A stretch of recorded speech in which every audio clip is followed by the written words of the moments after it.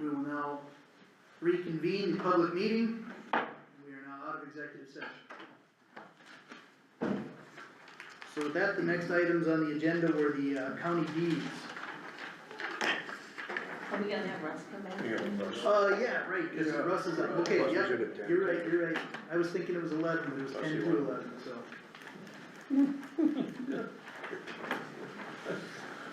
Just came in.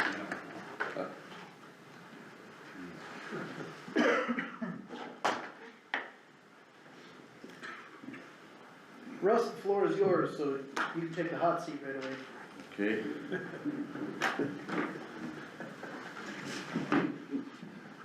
Morning, Russ. Morning, guys. Shows up, just gets kicked out right away. Get out! I guess, like I said, everything's brand new, so everyone knows that and stuff. I have a few items I'd like to touch on. The first one, I guess I might as well get it out of the way. I bring Al Holm with here. And I've been trying to go through some things as far as, doing a little restructuring as far as guys to try to make the better use of the people that we have. We all know we're short as far as manpower. So I'm trying to diversify each and every guy a little bit more if I can to stretch them out. Not saying we have to work any more hours or anything, but I wanna make each guy a little more well-rounded, so to speak, so they can do more different things and try to stretch our resources as best I can. So, what I'm looking at doing is, Al has headed the sign department here for quite a few years, I'm not sure how many. He takes care of ordering the signs, putting them up, taking them down, closing roads, all that good stuff. There has never been any type of compensation for that work, as far as, it's basically a whole nother entity by itself. So he maintains the budget, he does all that, the sign truck. What I'm looking at doing basically is possibly, hopefully with your guys' permission, is moving him up and being another foreman with Gar Schmidt. Gar Schmidt already is a foreman out there, who gets compensated for the wages and stuff like that, and I'd like to bring Al in and there basically would be two foremen at that point. So at certain times with different jobs going on and stuff like that, you'd have options for these guys to kinda run the job, to help out and kinda lessen the responsibilities if I am gone or in a different area, stuff like that. So what I'm looking at doing is actually moving him up to the same step and grade as Gar would be, and splitting the duties between them two as far as the foreman, depending on where the job is in what part of the county. And then along with that would go the signing thing. Like I said, that I feel that there should be some type of a compensation for taking that responsibility and taking that load on as well. So I don't know if that's something that has to be voted on, if it's something that can just be done, or if it can't be done. I guess I'm asking for that permission right off the bat, I guess, is my plan.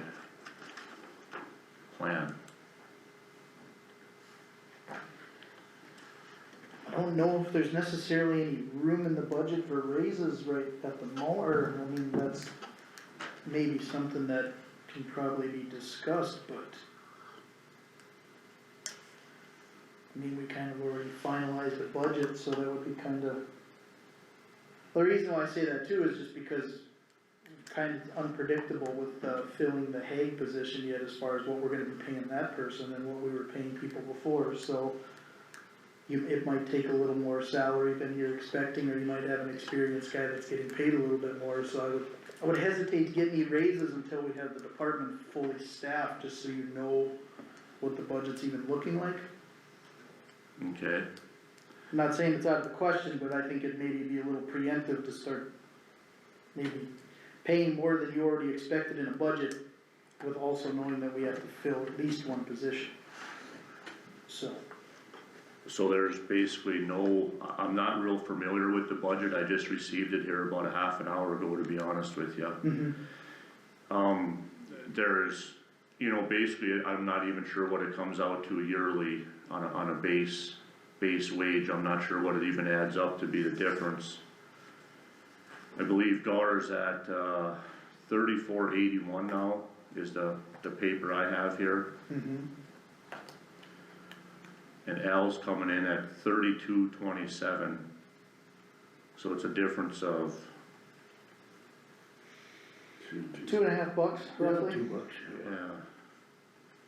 So that, if you take that at 2080, you're looking at, Well, you're probably looking at a $5,000 to $7,000 difference based on overtime and stuff, so, I mean, that's where, you know, I don't know if there's that kind of room in the budget. There is now with not having someone staffed in Hague because you're not paying that wage, but if you would wanna hire someone next week and that expectation was that person was gonna start out in the lower ends, maybe a $24 to $26 range, and you find someone that has experience, but they want 30 and you wanna bring them on for that or something, then you, that's where 7,000 here and 4,000, now all of a sudden it's a $14,000 gap, and that budget might not, I'm not saying you probably couldn't make that work, but then you might have to start looking at pulling from maybe another budget item to cover your shortfalls on the wages, if that's the case.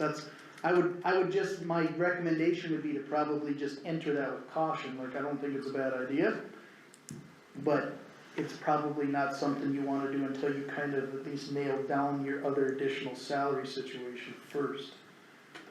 How long has that Hague position been vacant? Since probably October. And the reason that we didn't do that is because with an incoming road superintendent, we wanted him to be a part of that hiring process. Well, I'm just wondering, we haven't been paying that person, so how much money's sitting there from the time that they've left, that we've saved, Yeah. that we could look at, have we saved $5,000 or $7,000 is what I'm saying? 8-12 grand. Right. between that and me being gone for the space between me and Skylar, I mean, that money should be somewhat in place.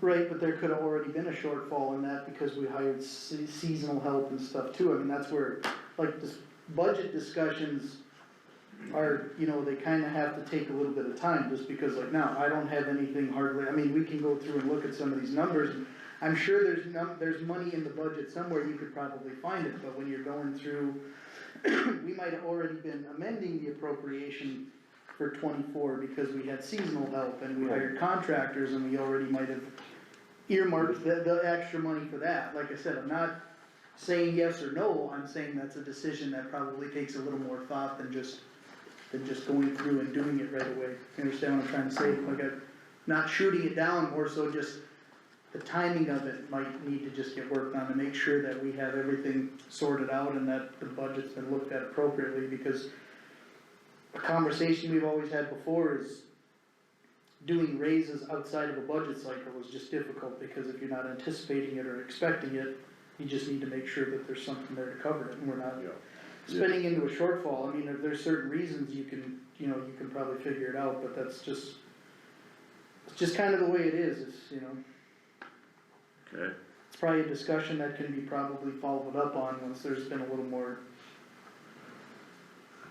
looking into. okay. So the next thing then, I guess, moving on from that, what do we have, according to what I see here, as far as graveling, coming into this year, as far as bringing on contractors and stuff? We did not budget anything on that side of it, from what I'm seeing on the thing here. We don't have no room to bring a Well, contractor in at all? again, that kind of lands on the role of budgeting in government. We had to cut to get within our mills that the state allows us to do. I did put some money in for graveling, I didn't know you were bringing this up, I brought my budget up here. I believe is it the legacy fund? It was another fund, I took it out, we didn't have any room in road district, no in county one bridge to do any graveling, so there was another state fund, I don't know if it was the legacy or what it was, that I stuff like, I think it's 400,000 in there. So there is money available if a person was to, I guess my point being is I'm trying to plan for the future here, and I need to know where we're at, you know, what we can do and what we can't do here, so. I'll look and give you a call this afternoon. Okay, okay. I mean, the other thing is there are funds, just like we just talked about, where there's money that wasn't expended. And that money, if that carries over into another fund into 2025 and stuff, we can utilize that. Also with the legislative session, there could be prairie dog, surge, they've called it, Legacy. township assistance funding, where we could get $200,000-300,000 that goes to individual, well, not individual town, each township would maybe get $10, $12, $20, $40,000, or there's 40-some townships that we maintain, so you're looking at, hundreds of thousands of dollars that can come in through, so in order to make our budget legal, we had to cut it down. That was the easiest number to cut, cause it was so big, with the hopes that we'll either find money in other budget items, or there'll be funding mechanisms through the state or the feds or something like that, so I wouldn't say there's no money available, but budgeting wise, we couldn't budget for it specifically and still fit our other needs, so. Okay, so back to the thing with Al and stuff like that, we're basically looking at a month. I mean, once we see what we have left over in 2024, that's when a guy can decide if that's available to make that jump then, or does that have to wait till?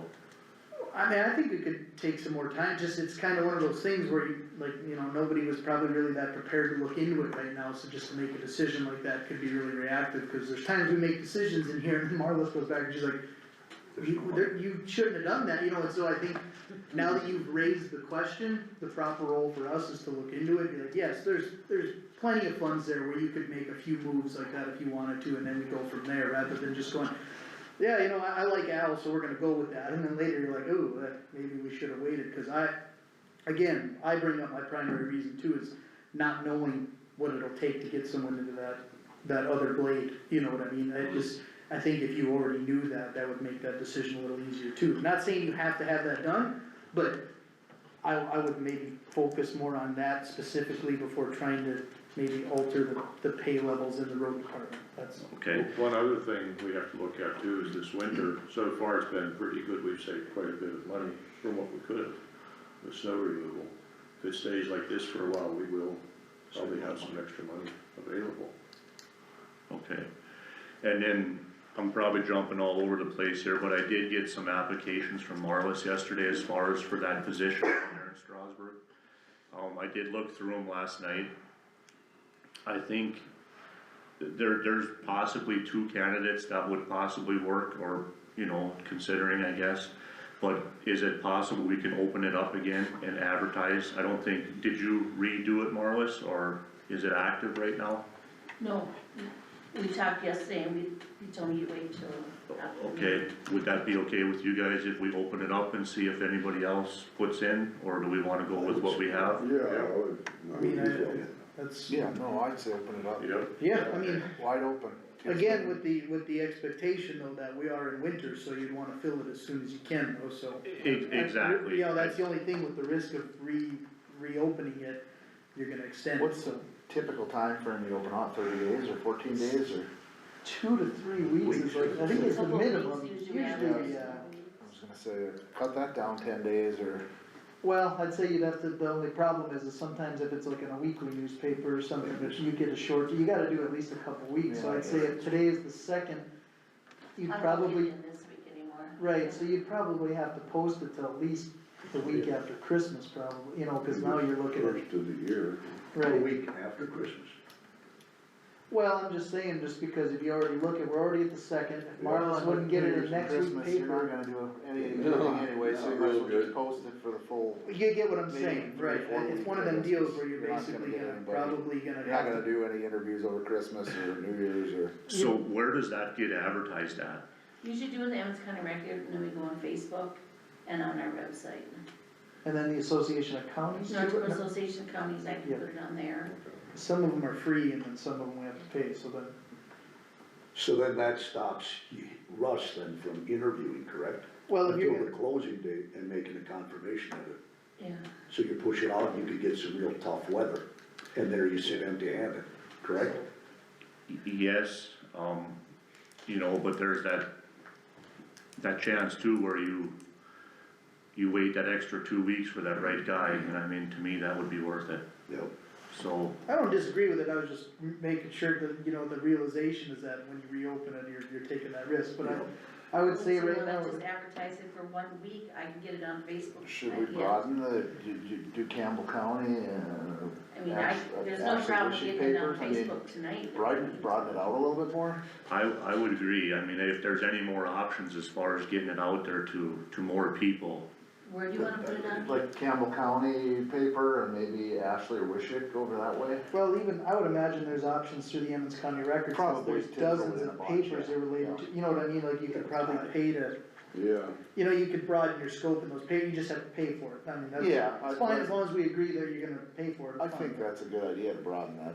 I would argue if your argument is to wait a couple weeks to hopefully get a good candidate, then I wouldn't just post it for like a week, I would probably have it close like December 30th and start doing interviews like right after the new year. Yeah, you might If as you're gonna well, wait that long, you yeah. might as well do like a month. Well, you're gonna run into the holidays, Right. you're not gonna do anything. You should Yeah. broaden the No, I agree. newspaper and internet scope as much as reasonable, put it out there for a month and then close it, and if you don't get a candidate perfect by that, then you got what you got. Yeah, agreed. Is that, What are you Yeah. okay with it?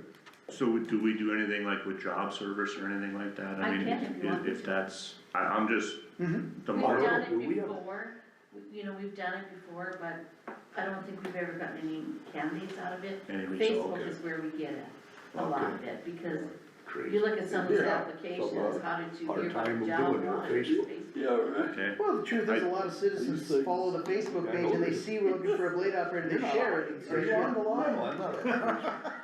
I would say if you wanna broaden the scope, the first place I would look to is the local paper, since they're connected to so many other areas. agree. You know, you could probably get all the way out to, I mean, they follow the Garrison, Beulah area, I mean, you could really stretch it out, so. Agreed.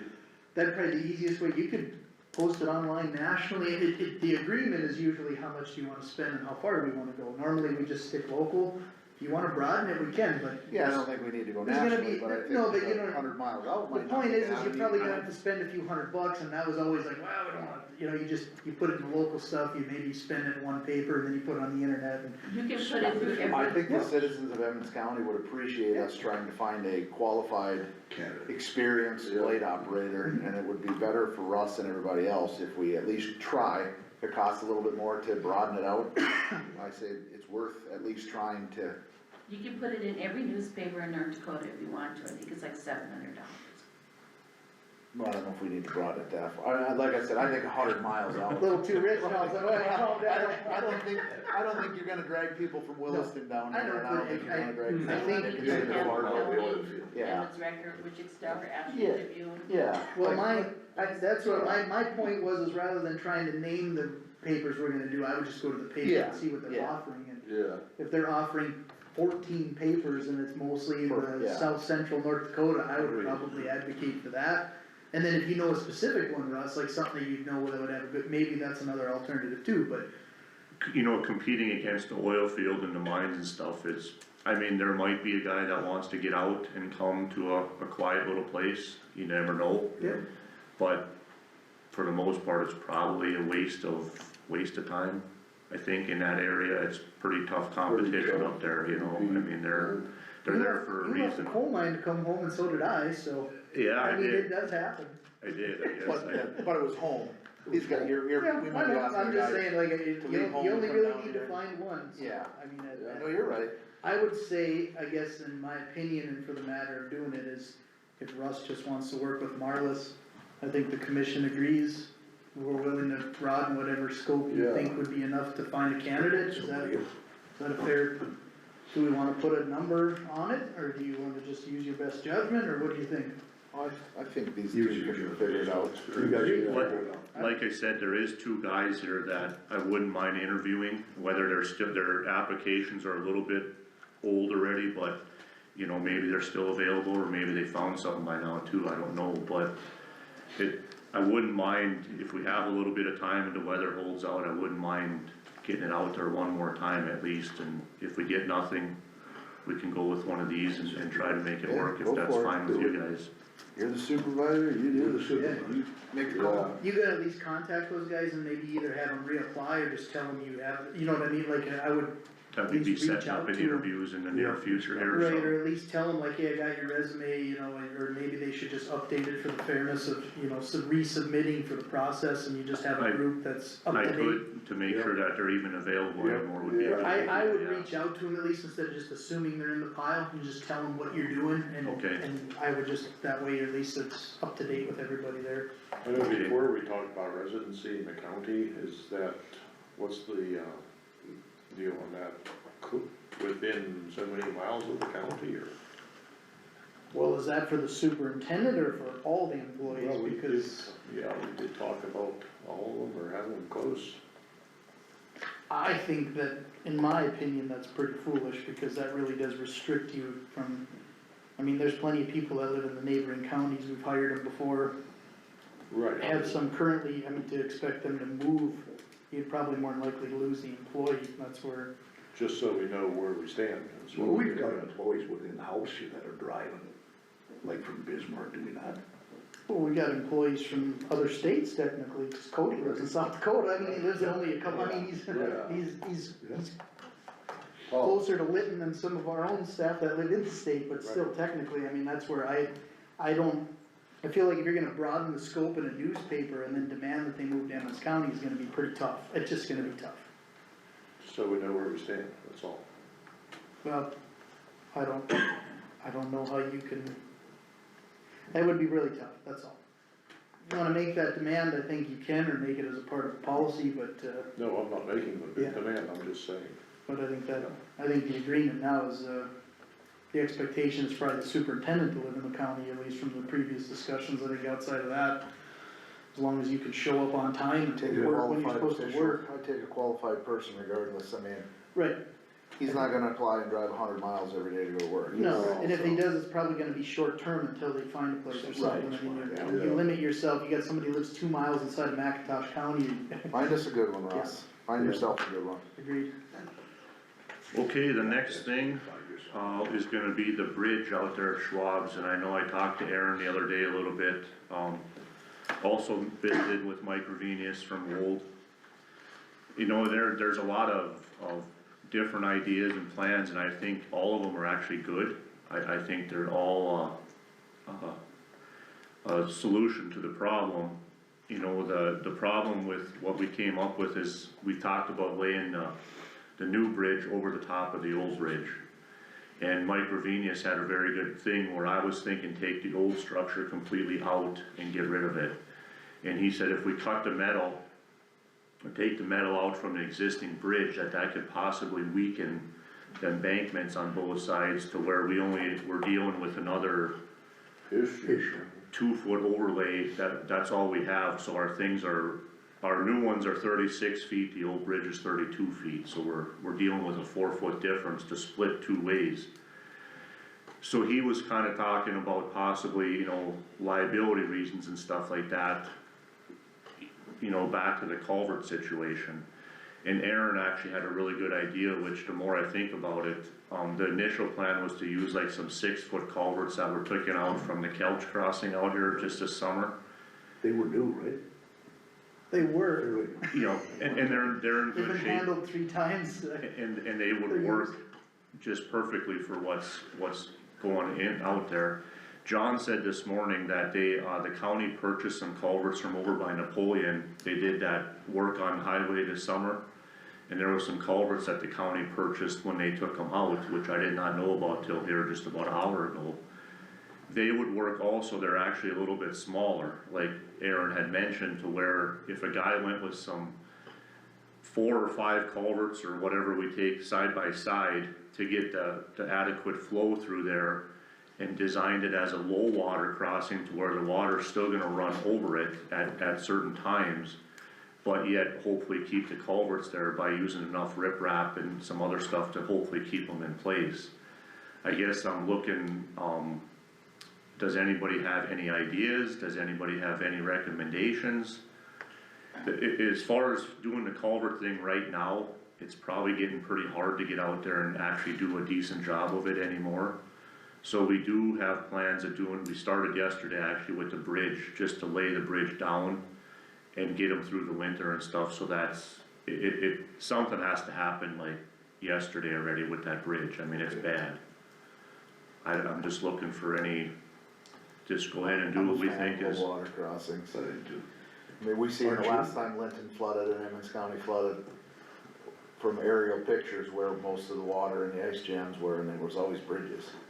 And culverts. where it couldn't get out is what. Well, and culverts, but yeah, as long as you have a low water crossing where those ice jams can work right over the top of them, you get away from that problem. Yeah. I mean, they're not ideal, because like you said, you can't cross them 365 days out of the year, but they are ideal for everybody upstream from those crossings. And like I said, there were pictures taken by plane from, I don't even know how far, the county line to the river, and it showed 5 specific lakes made, and it was 5 bridges. Yeah, I mean, low water crossings work for a reason. Well, and I think with this one, like Russ and I had discussed, basically the current plan, or the best feasible plan to get a safe crossing right now would be to do what Russ had suggested and take these pieces of bridge decking and basically make a clear span, which would be safer than the current bridge that Mike has, with the idea being that when we get into spring, we would probably do numerous small culverts to get the elevation lower, probably try and build it out of rock or crushed concrete or something, and then maybe even take that bridge decking and lay that as the road surface.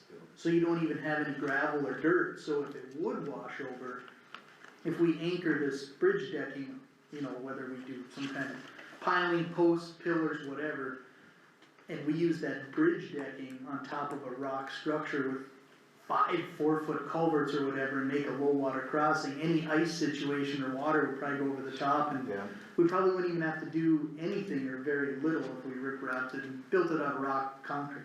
I like that idea. And that Yeah. is all work we can do ourselves, so short of purchasing some material, we could do it ourselves, and that would probably be a longer lasting, safer alternative for Mike in the long term. Absolutely. And then, so we'd get him something now, cause you thought 1 to 3 days probably to get this thing done now? Yeah, to get the bridge laid over there just as a temporary, yes. We would leave the current structure essentially, and just put this concrete deal on top, just to give them something safe to drive on. May through September would be the overall goal, would be to lay these smaller culverts in and, you know, kind of build a little indestructible low water crossing. I think that's a good idea. I mean, that seemed like a pretty feasible plan for us for the most part, and I Okay, think at least if we have that expectation, then you can kind of plan accordingly from that. Can you drive piling in alongside of this material and hold it if you need to? like right now, Yeah. I don't know, I don't know what it's, I mean, it's getting pretty iffy, I'm sure if you can, but I mean, possibly, depending on what, you know. Yeah, I don't know how much, it's probably wet, or there's moisture, it'll probably be frozen. Yeah, it's getting, it's gonna be And getting, there's not a lot of flowing water there right now, so it probably did freeze, you know, or it's freezing harder there than it would be like Beaver Creek or something. So- Yeah. yeah, to answer that's pretty tough, I guess, right now without, you know. So, yeah, other than that, we did this morning, we're actually got Gar Schmidt is up there right now, he's gonna put a set of picks on his blade. If you guys are familiar with the picks, there's some places that are really washboardy, areas that are washboardy. We're gonna put a set on out here, we only have 2 sets for the whole fleet, so we're gonna put them on.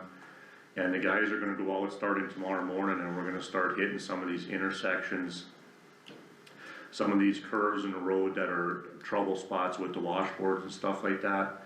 It's not gonna be a fix-all, but if we can catch the freezing and thawing at the right time, we should be able to take care of some of this for these people for a short-term fix to try to get a handle on some of this stuff throughout the Funny that winter. I had my phone, I went out pheasant hunting Sunday, and my phone dialed 911 on over washboards.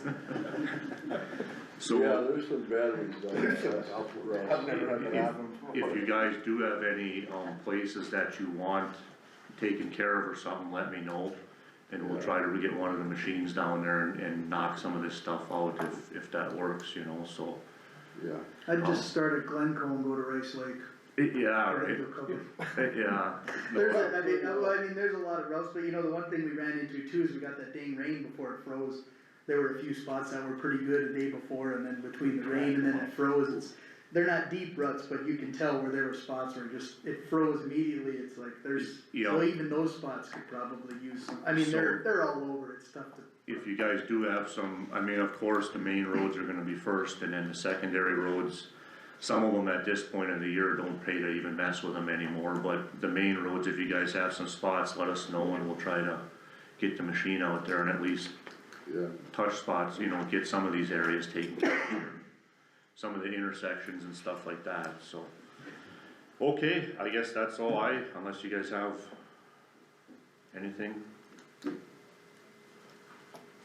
the one thing, go ahead. Go ahead, Jim. Well, the only concern, you know, I have is when the county does projects like the culvert deal there.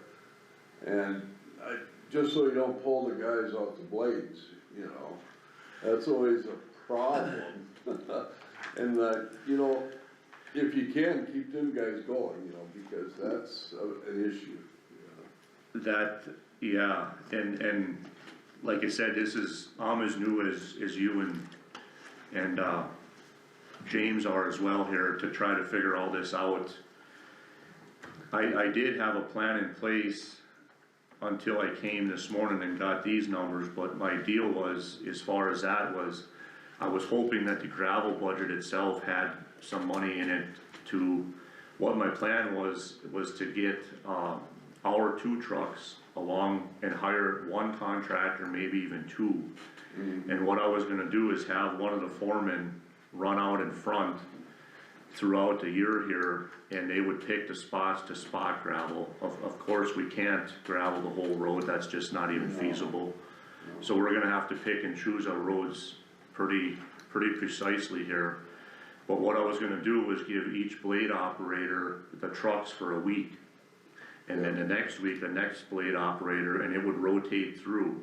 So throughout the summer, if the budget ran that far with this extra guy or 2 guys on with their trucks, if this budget was there, each, according to the calculations in a day's time, depending on the haul, which we do have some long areas to haul, you're down to probably around that 7 loads a day per truck when you start hauling some of these long 30-40 mile stretches, you know. So given that fact, that still gives you around, you know, anywhere between 60 to 80 loads a week that each operator would see. And that way we would cover every corner of the county versus just one area which we've been focusing on now.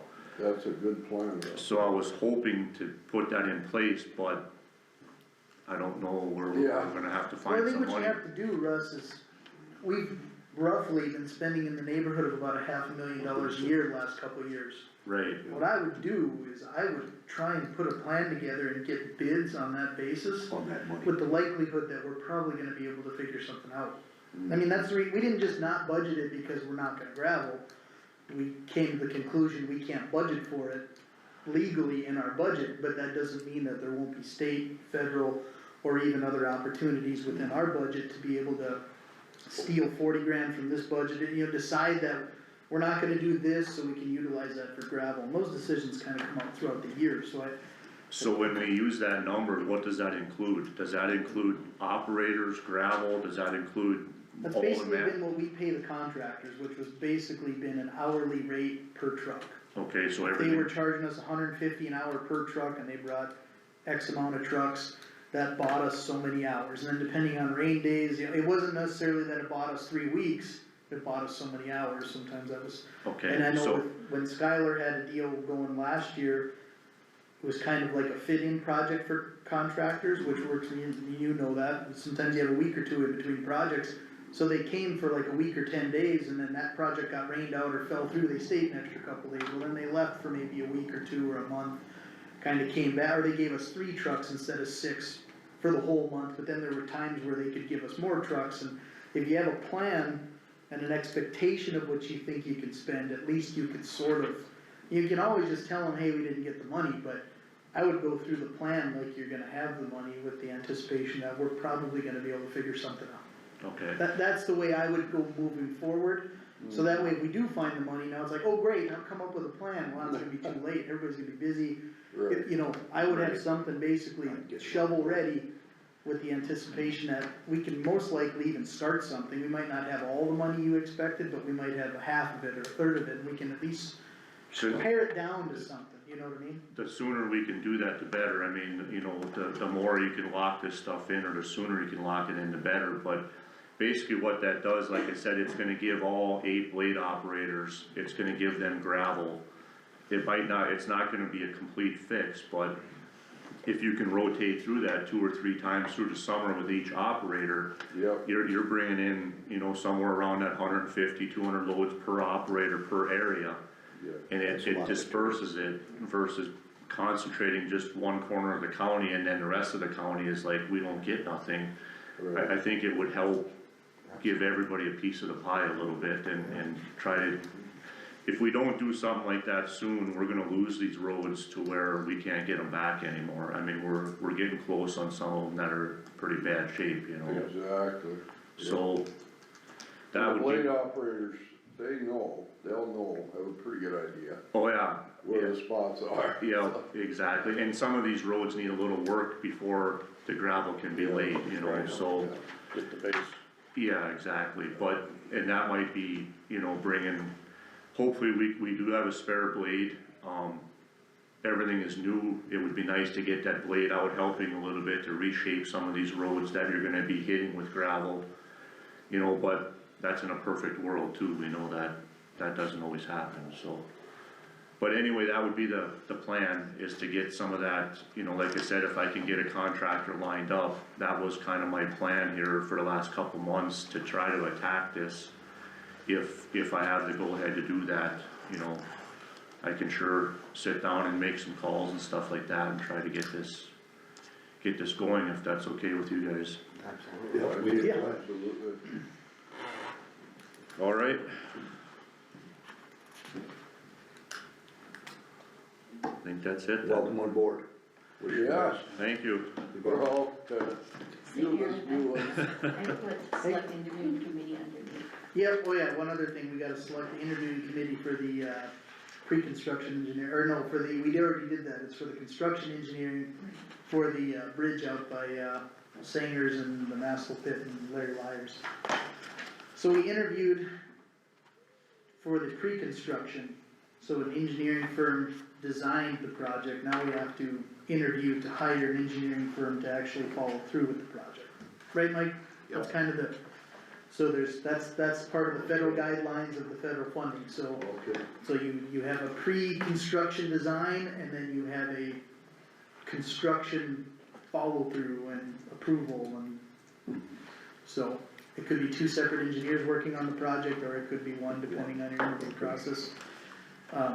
So what we need to do is we need to identify a committee to do that interviewing, and preferably not a quorum, so 2 commissioners and usually the road superintendent and foreman or something, Well, usually I think you have 3 of them, 3. right? So technically, in my opinion, it'd be 2 commissioners and the road superintendent. Okay. That would be my opinion, so. Any volunteers to serve on the interviewing committee? For you new commissioners, it's really no expertise needed, you're just gonna ask a bunch of questions. But the engineering firms, what we'll do is has this already been advertised, right?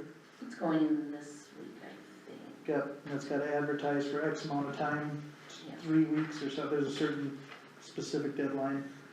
The engineering firms that are interested are gonna come into this interview process that you set, whatever date and time. And they're gonna give you a prospectus, it's gonna be a list of projects they've done, and the reason why they should be able to do the process. And as far as the bidding, that really, the cost doesn't matter, because that's the federal government, the state is cost sharing majority of it, and there's a process with that, so you're basically just picking someone to do the job. It's not about low bidder, it's about qualifications, Yeah, I can in your sit on opinion it. with that, so. Only reason I bring it up for the new guys is it's a good learning experience. Yeah. If you haven't sat on it, if you can't, that's fine too, but we should have 2 commissioners and then probably Russ. Or proxy, I'll By sit right, on it. I've do you never want sat on it. Al or John or Dar or somebody to do it? I'll sit on it, I've never sat on it. I'm willing to. Okay, good, You wanna sit on it? Yeah. There you go. hey, Yeah, and you sitting on it? Yeah. Okay. so we have volunteers for the selection committee, and then you guys can, set an appropriate time and date once The the, deadline is 4 o'clock on the 23rd of December, so you wanna do it, 23rd of December. yeah, at 4 o'clock, the deadline is, so anytime after that. so it's gonna be listed till right before Christmas essentially, and then. The last, yeah, it's going to them, it's gonna Christmas recommend, Day. December 19th. You wanna do it on Christmas Day, you're a committee, you do whatever you want, I'm not gonna tell you what to do. I'm not saying you can't, but I'll. We'll do it again next year. Yeah, I'd say you'd wanna do it pretty close, you wanna give them as much time as possible with the project, so. If it's the 23rd, you wanna pick a date pretty soon following that to be able to conduct those interviews. Yeah. So, well, you don't have to pick today, but just we're just looking at pick the sometime calendar. soon, so. So have you got a list of questions you asked them or? I don't remember, did you usually provide some, or no, cause The what? I can't remember, is A the list of DOT sit in on that questions. too, or somebody from the DOT, no, it was just the county, right? Okay, It's just the county. cause I did the pre-construction, but that was 2 years ago. It's been a while. That one's been delayed a long time, cause I did the pre-construction with Don, I think. I think it was me, Don, and Francis. So yeah, it's been a bit. Of course, the bat breeding study kinda pushed it back a little.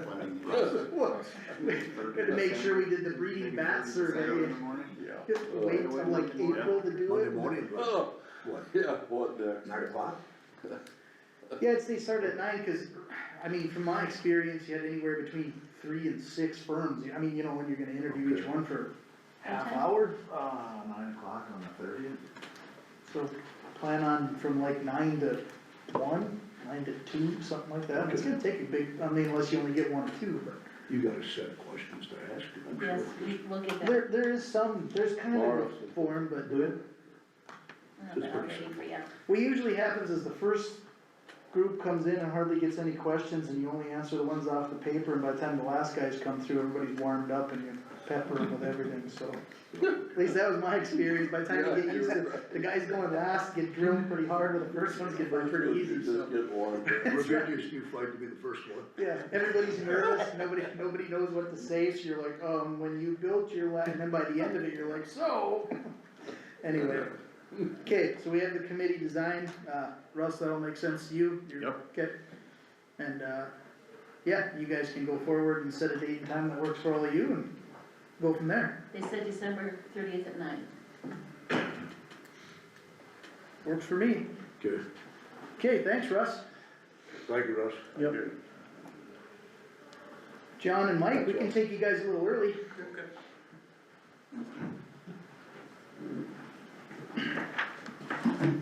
So, good morning, commissioners. Morning, guys. Morning. We should probably start off with, introductions. My name is John Martin. And I'm Mike Ravinius, we're both with Wold Engineering. And I'm Jim Vandervoort. Good to meet you. James Gardner. James Good Gardner. to meet you. Nice to meet you. Look forward to working with you. Yep. So I guess kind of main reason we're here today is regarding the Woolbaum Pit project. This project was finished, but it was finished after the completion date, by 15 days.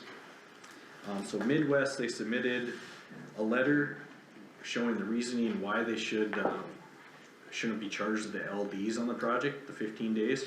I think it added up to $24,000. Normally, on a federal aid job, we don't really have any say, we just follow the standard, federal aid rules. So there's not many exceptions to get rid of those LDs.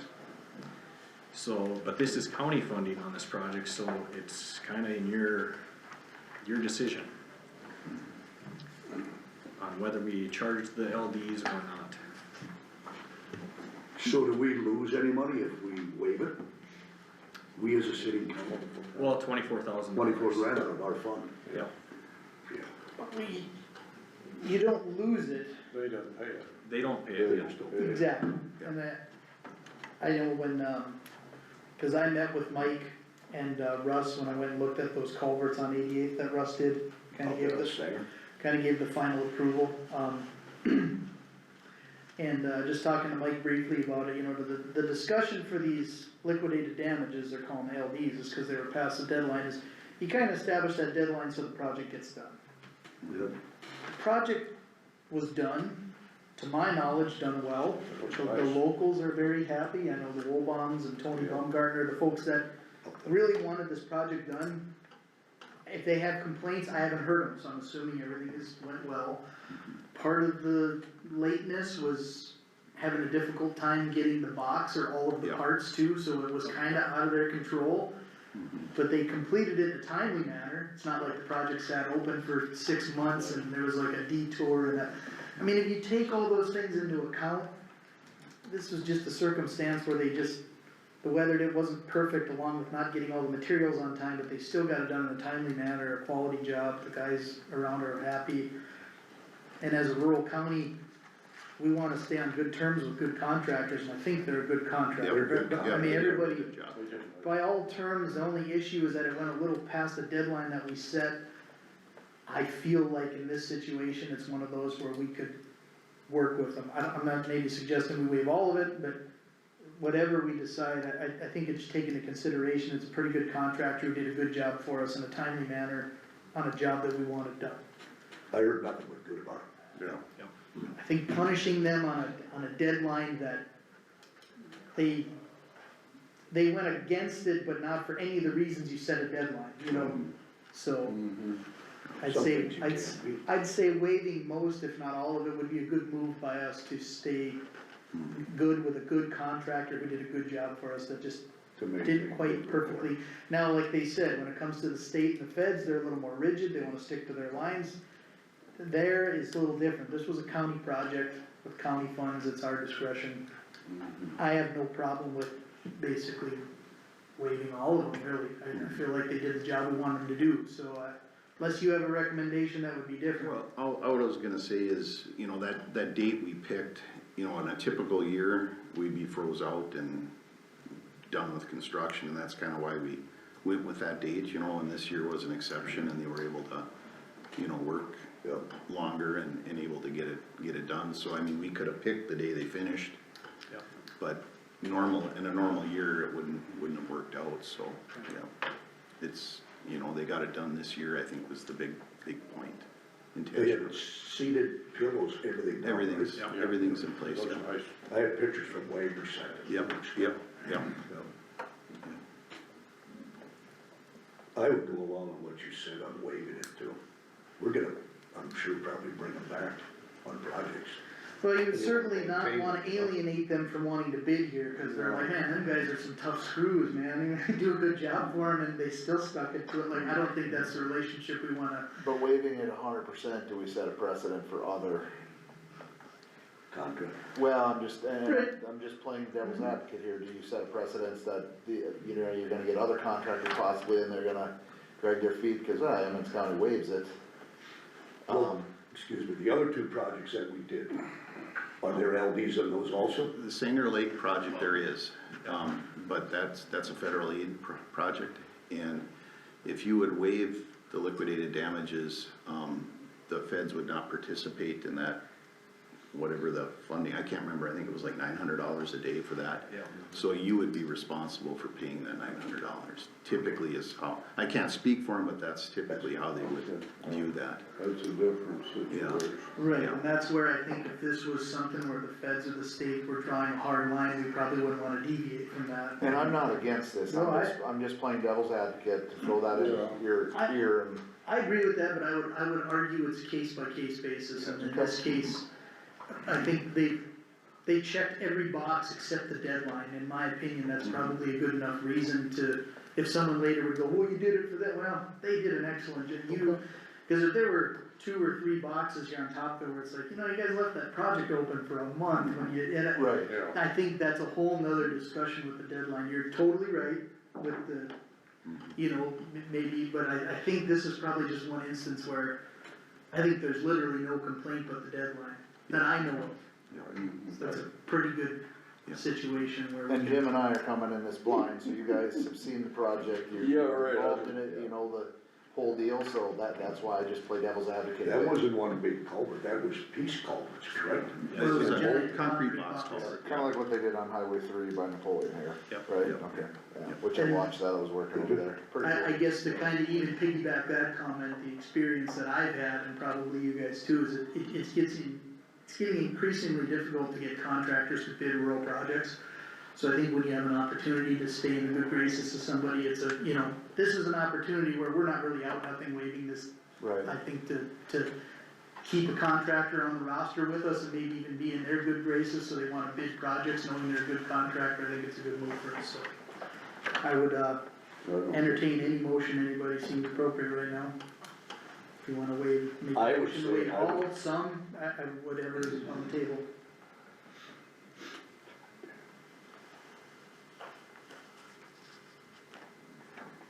Well, I make a motion to waive it. Waive all, 100%. Okay. Commissioner Vanderhorst makes a motion to waive 100% of the liquidated damages in relation to the Woolbaum box culvert. I'll second it. Seconded by Commissioner Materi. Is there any more discussion on the, waiving of liquidated damages for the Woolbaum box culvert? Not hearing any, all those in favor of the motion signify by saying aye. Aye. Opposed? Motion approved, liquid damages waived. So the only kicker is Marlis, I submitted the first estimate for that project, it included the liquidated damages. So write a check for $1,040,000. Yeah, should I submit a new estimate maybe? Is that the easiest way? Or I can just cross this one out, I mean, it doesn't Okay. matter. We'll send you a new one, just so you got an accurate one for your Yep, records. Yep. But I do pay it, it's, it's, The well, it's one- gonna be, yeah, 1,040,000, okay. We're roughly. gonna get that done today. I can do it today, yep. Yep, yep. And then you want to do other projects? Yeah, I guess the other project, the Kelch project, that was completed on time. I thought that one turned out really good too. The Sanger Lake project, obviously that's done too. Did final acceptance here the other day. That turned out really well too. Some upcoming projects, we have the grade raise up by Braddock. That's still in the preliminary design, and environmental is getting completed on that. Obviously, there's no construction funding for that yet. That's something we can look at this next summer, when the flex funding comes out again, the applications. Hopefully that's gonna be kinda top of their list for construction. Just for a little bit of information, especially for the new guys too, so that the grade raise is for 17th Avenue, or that out by north of Braddock, where it was underwater this summer and we did work there. We submitted for funding for preliminary design to raise it appropriately, and that was approved by the state. And typically, not always, but typically when you get approved for preliminary funding, you generally get put on a short list for construction funding, which is what they're talking about, with the hopes that we'll also get some assistance from the state or the federal government, because it is a federal aid road, and so it does open the doors to other funding mechanisms, and since we were approved for preliminary funding, it's a very good sign, we'll hopefully get something for construction, so, Good. just so you're up to date on that, so. That's just raising the grade, right? That's not draining nothing, just Nope, raising. no, just raising the grade, Just probably raising 17th Avenue essentially. put in a new culvert. Want to make it a little wider too? And Would, yes. additional, Quite a bit. We have to get that riprap outside the Right. clear zone. Right, Yep. it's deep there. Yep. I think I had estimated roughly like 5 or 6 foot grade raise on top of the existing, Oh, so. I'm trying to think, That's quite a raise. that's quite a ridge. it is, you wanna get that riprap 2 feet above the ultimate, full elevation for wave action, yeah. right. We also submitted the Cattail Road for SRF funding Yep. too, Yes. right, for Yes. Yep, concrete stabilization, Yep, yes. yep, and some gravel. and that's in the works yet, and I'm It's, assuming, yeah, I can't remember when they selected projects, I think it was in the April or June timeframe. so it'll be a little bit. It'll be a little bit, yep. So, yeah, there's that one plus the shop road, overlay, we also submitted for SRF funding.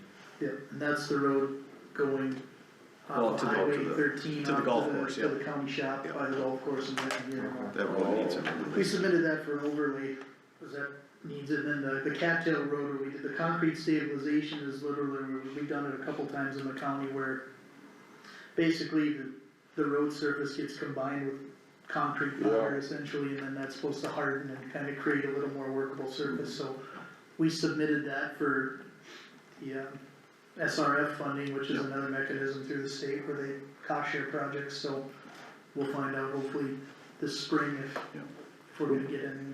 Did they look at that deal going into Cattail Bay, that new route? We did talk about it briefly, but basically that new route is a extremely preliminary design to just, and essentially they applied for the SRF funding that we applied for this concrete stabilization, Yeah. that's what that was for. They just created an outline and a cost estimate, You know, basically even, I think, for just design engineering, it wasn't even for construction, so, I believe SRF funding are capped at like 300,000, yeah. and I think it's a It's 60/40 60/40 split, yeah. So, Cause, excuse me, I drove a different route when I was directed out there by some people that live out there. From the proposed site, it would be south going into Brian Rudy's place, Okay, which would be, I think, probably, what, a half a mile south? You yeah, bypass that swamp, that low area. Oh, okay. You go into Rudy's yard and then, I think it's a mile in, and then their yard, it curves, the road curves to get into their yard. And there at the curve point, I think at the mile point, you'd go north a half a mile. so you're and then- you're coming west off of You'd the be federal. south or Oh, south? now you're coming off the federal aid road, you Yeah. go south. To the Rudy driveway, Yeah, right there. Right at, you go west, and right at that point there where your hand was at there, the Rudy. Isn't that the road. Ryerson yard there? Ryerson Yard is Yeah. farther in along the road. North there a little.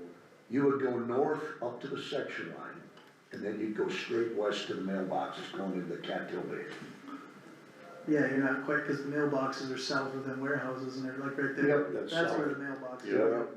That's where you'd go east, Yeah, over to that point right there, then you come south to You're this going road that coming in. first. And you bypass, going into the Rudy place, you bypass that swamp. Mhm. yeah. So you take 91st, then like, what, Fifth Avenue, and then back on, looks like Yep. 91st, Yep. almost, so. Yeah, And you eliminate all that low area, you're right. and the road is already built, Oh, except going north on that, what is it, that Fifth? The avenue going north, Fifth Avenue. That'd be a lot simpler and a lot more feasible to do it. But you'd have to get, I suppose, an easement from the Rudies, cause that's a private drive going in, is it not? yeah. yeah, Well, basically, what you're gonna end up doing in a process like that is you're gonna have to go out and you're probably gonna have to secure some easements, and then Yep. you'd have to get a design together to even start applying for any funding unless the county's gonna apply for it pay for it 100%. And even if you were going to, let's say, do some specials or something like that, you're still gonna need a design, then you're gonna need a hearing process, then you're gonna need a bidding process, so no matter what you do, you know, that's where, I mean, a decision is gonna have to get made, like, and the reason I'm bringing all this up is cause like, you know, Mike comes in here to hand some calendars off, and we're like, hey, by the way, yeah, you wanna Yeah. design this road for us, and it's like, that's probably step yeah. F in the alphabet steps, where. But I just had to bring it up. Right, I agree, and I find that to be very interesting, my first question would be, why the heck hasn't it been done before? It seems kind of an easy idea, there's obviously gotta be a stumbling block in there, cause that makes perfect sense, so I'm kinda confused by that, but, I drove it, yeah, the road going north at certain periods of the year, but it's just a trail, it's a path, yeah, it can be wet. Yeah. But you're out of this swamp to your right, sure. Yeah, Mm-hmm. Pretty flat there. though. it's flat, Yeah. yep. That Well, whole area that's- is flat. That's Yeah. where, like, the overall plan going forward would be an agreement by this board to start looking into that alternative and then following the steps going through. Like, if you wanted to make that a cost share project in some way, shape, or form, you're gonna have to do a design and then somehow designate it appropriately to qualify for certain fund, you know, what I mean, you're gonna have to design it. If you wanted a certain width and make it a federal aid road or something, I mean, those are the, you know, any one of them ideas can happen, but there is a process that we'd have to Yeah. follow, and that's where See, we get all this push from what do you wanna say, recreation. Yeah, That's the only recreational area out, but Beaver Creek that isn't paved, Yeah. going into these docks. And that's what they're pushing. What's it called, that Jokim's instrumental on, is. Oh, the voices of, Voices Oh, of voices of Water. Water. They claim there's money to be had, I have yet to see that. You- Well, and talking to them guys, there is, because there is, the Game and Fish has been, helpful in the past, Corps of Engineers, if it's a project that they think is worthy, they have in the past.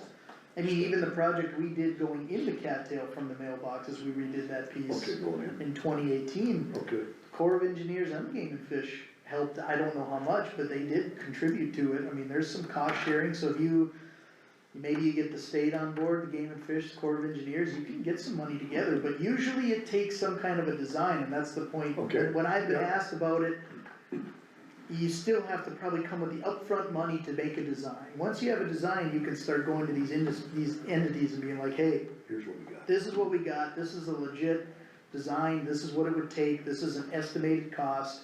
And from there, you go and start applying for funding, or working it out yourself, however you're gonna do For Vegas, it's Christmas.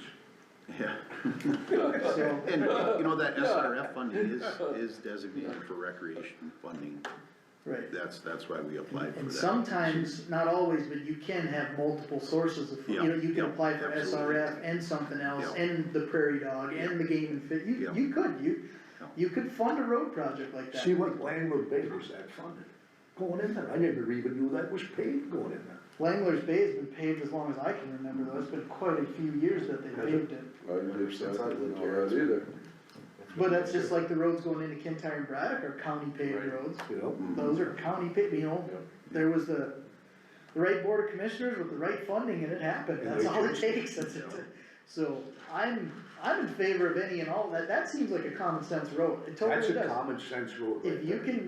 can, that's where this board has to decide if we're gonna move forward with something like that, and then, your first decision would probably be to partner with an engineering firm who knows how to start this, and they're gonna tell you the steps you need, or you're gonna empower them to take those steps and you move forward with something, but the first thing is it's gonna take some money, and generally to start that process, that comes out of the county's pockets till you get to a certain point, so, those are the decisions that have to get made. Not saying yes or no, I'm just saying, I just had to bring it up, because That's it brought why- to my attention when I drove it. yeah, Yeah. I find that to be a very, very interesting route. Yeah. Like, and to me, if that's Fifth Avenue like it says on there, there's a lot of that is public right of way, so the easement part is Eighth, okay, I couldn't read from here, but, It's sweet there, it can be done. well, if it's. Because when you make the curve there and go back west, your topography is higher than that. Okay. If you can avoid private easements and wetland mitigation, that's Yeah. probably, It's a big- that's half your battle, right? Yeah, If you can for sure. avoid those things, the rest of it's probably a lot simpler, the wetland mitigation is usually what kills a project. Yeah. And there's no mitigation, I don't think, Or- where I drove it. Or From what I've cultural seen. study too, Yeah. right? Cultural and wetlands are the Yeah. two. Oh, You yeah. can avoid, Indian artifacts and, piping plovers, you can probably get a project done. Just something to consider. Just Absolutely. to throw and put on the table. I think it's a very interesting prospect. It'd have to be a pretty good heavy road, because there could be truck traffic on that too. Well, see, that's what they're trying to eliminate. Yeah, No trucks. okay, there you go. Make If that you be can- like the recreational bypass essentially? That's I kinda mean, what they're talking. Okay. well, again, if you could- take if certain could funding, you please might not be that. able to restrict that. You I can mean, take it that way, right? everything has its own avenue, so Yeah. you take federal funding from a certain federal source, and all of a sudden it becomes a federal aid road, and now it's, I mean, Public Yeah. road. It's a exactly, public road. you Public, go and yeah. start restricting traffic, you might lose your funding or something, it all sounds good till you go down this road, then you're like, crap, we can't do that, Is so that the that, one yeah. going into Rudy's? Right Yeah, in off there? the highway. Yeah. So that would be like 91st Street Man, southwest. that isn't even. Kind of completed. 91st I and drove it half. was later. Yeah. Yeah, That you looks go to into me the like- curve and then there you go north. Yep. Can you show it on a full screen? Google probably didn't go that far, No, that's they, the Google. for driving, they don't. Yep, they just drove by it on the highway and got that They shot. did. Close, they'll never drive. Bypass that wetland. There you go north. There's one wet spot. Right there, there's a little spot right there, down here, right in there.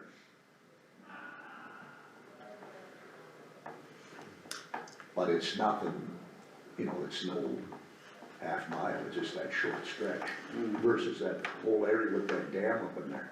Yeah, That's the best route I've seen so far, though. yes, it is.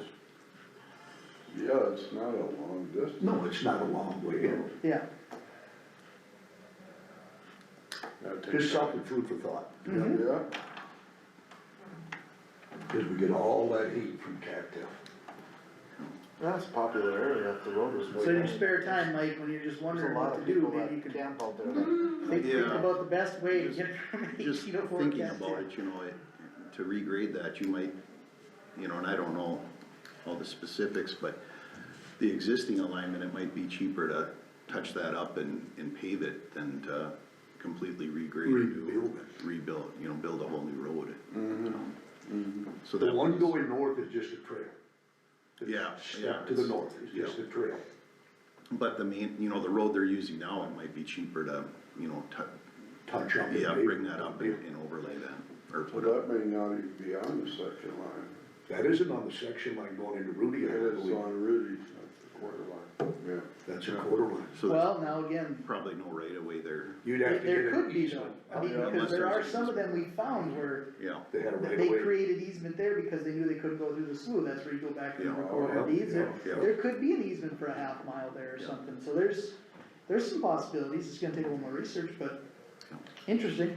Okay, Okay, And then, that bridge project you guys were talking about, that's gonna be bid on December 13th, yep, for the for contract. construction, yep. okay, the The one construction, the one you're interviewing for, Sure. the contractor bid will come in December 13th, okay, so. cause that the DOT is DOT handles handling that that, bid, yep. yeah, so yep, that's why we don't have much to do Yep. with it, so. We just select the engineering. Yep. Okay, and that's because on that one, That's, we're only paying for some engineering, right, and that, I believe it's, Well, Because it's it's 100%, as of now, it's been 100%. it should be 100%. There even the is, engineering is Yeah. on. even the engineering? even the engineering, yep. Is that, yeah, I believe they've been paying everything, more or less. You probably haven't I seen. haven't gotten, Well, that one was a Yep. little bit different funding than the normal Yeah. bridge, I mean, that's why it's a Yep, little confusing, cause generally it's usually like an 80-20. it used to be 80-20 and then they changed it a few years ago, about the time that was awarded, they changed it to 100% for off-system. off-system, yeah. Off-system bridges, Sure, Okay, yep. Yep. how does that happen? A lot of push from counties? That they go 100% versus 80-20? I mean, for as long as I've been doing this, it's been 80-20, and I think they realized that, the counties were, you know, struggling for the 20% match, and they allowed it on off-system bridges. If it's on your federal aid route, then Yeah. it's still an 80-20. Okay. And that might be something with the federal requirements that they require the 20%, but on Okay. off-system, they're allowed to go 100%. Okay, So, yeah, yep. was that 112 you asked me about the other day, right? No, that's for, flex funding, Okay. because we yeah, didn't get we've any- been, yeah, and they're not returning my emails, so legacy flex. I gotta get on the horn with somebody. So like this other one you're talking about, are you gonna be sending this stuff to me? For, To get reimbursement, or are you just, how are we gonna do that? on this specific one we're talking about, or Yeah. this one, it'll be bid through the DOT, so they'll handle all the payments. Okay, Yeah, and if they would require payments from you, they'd invoice you. okay. Yep, yep. Yep, well, and there's another good lesson for the new commissioners too, there's all kinds of different mechanisms that we apply for these projects for, some of them are 80-20, some are 100%, some of them are for only bridges, some of them are for yep, federal aid roads, some of them aren't, you know, and some of them are, the SRF is 60-40 with a $300,000 cap, like, yep. Is there a guide, is there a list of the different funds and the percentages that a guy could get in hand? sure, if you go on the DOT's website or nd.gov or something, you can find it all. Every year's different, right guys? It can change, yeah. It Yeah, what? it can change, you know, we've just, if you got a question, you know, just give me a call. Yep, It's a good argument to have a good working relationship with an engineering firm, because that's where them guys come in with a lot of it, a lot of the funding we don't even realize they'll qualify for, they're the ones that yep. Find out that. advocate for it on that behalf too, which is good, because they wanna do a project as bad as we do most of the time, so the funding is, you know, it's part of their job too, is to find the funding, which Yep. helps too, so, Yep. anyway. Yep, and we dropped off some cards in Marlis's office if you guys, With our phone numbers. Yeah. So you can call Stop in. us, Yep. either of us, whenever. yep, anytime. Okay. Yeah, great. Okay, Okay, that's all we anything got. else? No, Okay, that's guys. all, Okay. that's it. All right, thank you guys. Thanks, guys. Good to meet Good you. holiday, we won't see you. Alright, move along, the next item on the agenda will be the new tax program demonstration for tax statements on ITAP. You guys wanna talk to James? Cause I got stuff to show on that ITAX, but Okay. if James wants to talk since he's here. James Woodland, Yes. okay, you can sure come up, we'll take you next. Hello, gentlemen, my name is Jim Woodland. I own property in the north side of Emmons County, Section 7, 136, there's where. What I'm here for is where you can see where 55th comes through, that little jog around bubble. The the section line road, and I'm not old enough to remember back in the 20s, used to run straight through. And during the 30s, and I'm getting this from my father that's deceased, my grandmother, and all that, it got blown in, so they just started coming around. Well, now the road is getting washed out. So the use is they're coming south onto our property to get by the washouts. And that little area in there has become kind of a dumping ground. Concrete has been dumped in there, wire. And my proposal, what I'd like to do, is from the gate or the section line, the north-south section line is roughly where that first row of trees are at. You'll have to go through it, I've lived out here most of my life. I'd like to go from there straight across over, you can see where the existing ditch on the right-hand side, that's where the line, the one on the lower side, was the existing ditch originally on the section line. And I'd like to run a fence over to keep them out from encroaching onto our property. And the reason I'm here talking to you is because I'm from Minnesota. This has been in my family for over 100 years. And I'm trying to get it taken care of, so if I pass, my kids and stuff don't have to worry about it. There you can see some of it. And so what they'll do is they'll come in and they'll just come along. And I've tried talking to a few people, and being that I'm not a local, it's kind of hard to, find out that's a priority. You can see how they're cutting across. Pretty soon my line, Oh, I see, you understand what I'm getting at right there. Pretty soon, we're gonna be over here, we're gonna be cutting along, because once you get past where the pointer is now, that starts to go up, it's getting rutted, so they'll be jumping up onto that to get by. And my renter that I have says there's no problem with it, he doesn't use that, he doesn't care. It's the landowners farther up the section line to the east. I'm not asking to shut the section line off. I just want to run an existing fence where it would be originally. 53 feet. Yeah, basically off. I looked yesterday, there's no other easements or right-of-ways recorded on this. Nothing. Nothing. And it goes about, I measured roughly 200 feet to the south. Was there a culvert in there? No, it's what I would call is just a gully that blew, and then, trees and the seeds coming in on there and that. And from what I had gotten, I mean, it's been that way for as long as I can remember. It was that it blew, and I was talking to my renter on Sunday, and he was saying his grandfather told him that he can remembers when he was there in his old Model A gravity feed, if he wasn't going fast enough, he couldn't make it the hill. And so you had this survey? I haven't You had know it where your surveyed. point is to lay a new fence, I'm gonna put a new fence in, I'd like to put a new fence in. but you'd have to have it surveyed. if that is what everybody wants, if that's what I'm here, I'm trying to avoid any hassles. Is that section line passable if that was cleaned up? Oh, yeah, it's passable now if you Oh, it's come, passable now. where you're coming around. That's what I say, I'm not trying Okay. to close the section line off. Right. I'm just trying to keep it where it should be.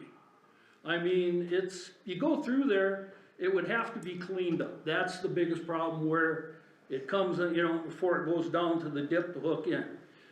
But the base, what the road was, you can see it and you can walk on it. Can you drive it? If you got the trees out of the way, there's brush and everything in That's there. what I'm getting at. Yeah, that's what, yeah, I know that, yeah. So who are you looking to have clean this up? I don't know. That's what I'm trying to avoid any improprieties, so I don't have to come back from Minnesota. I get a letter from the county here saying, we need you to come in before the commission. I'd like to find out if it's possible to get it done. Well, you can basically see where the old road bed is. That's a real good picture of it. See the lines there off to the right? Okay, and then if you can see where it comes up through there, that's where the old section line, that's where the old road used to go. Are they big trees or just brush or what is it? 6 to 12 inch. 12, yeah, probably. And then down on the bottom of it, there's brush. Like I said, this is getting worse.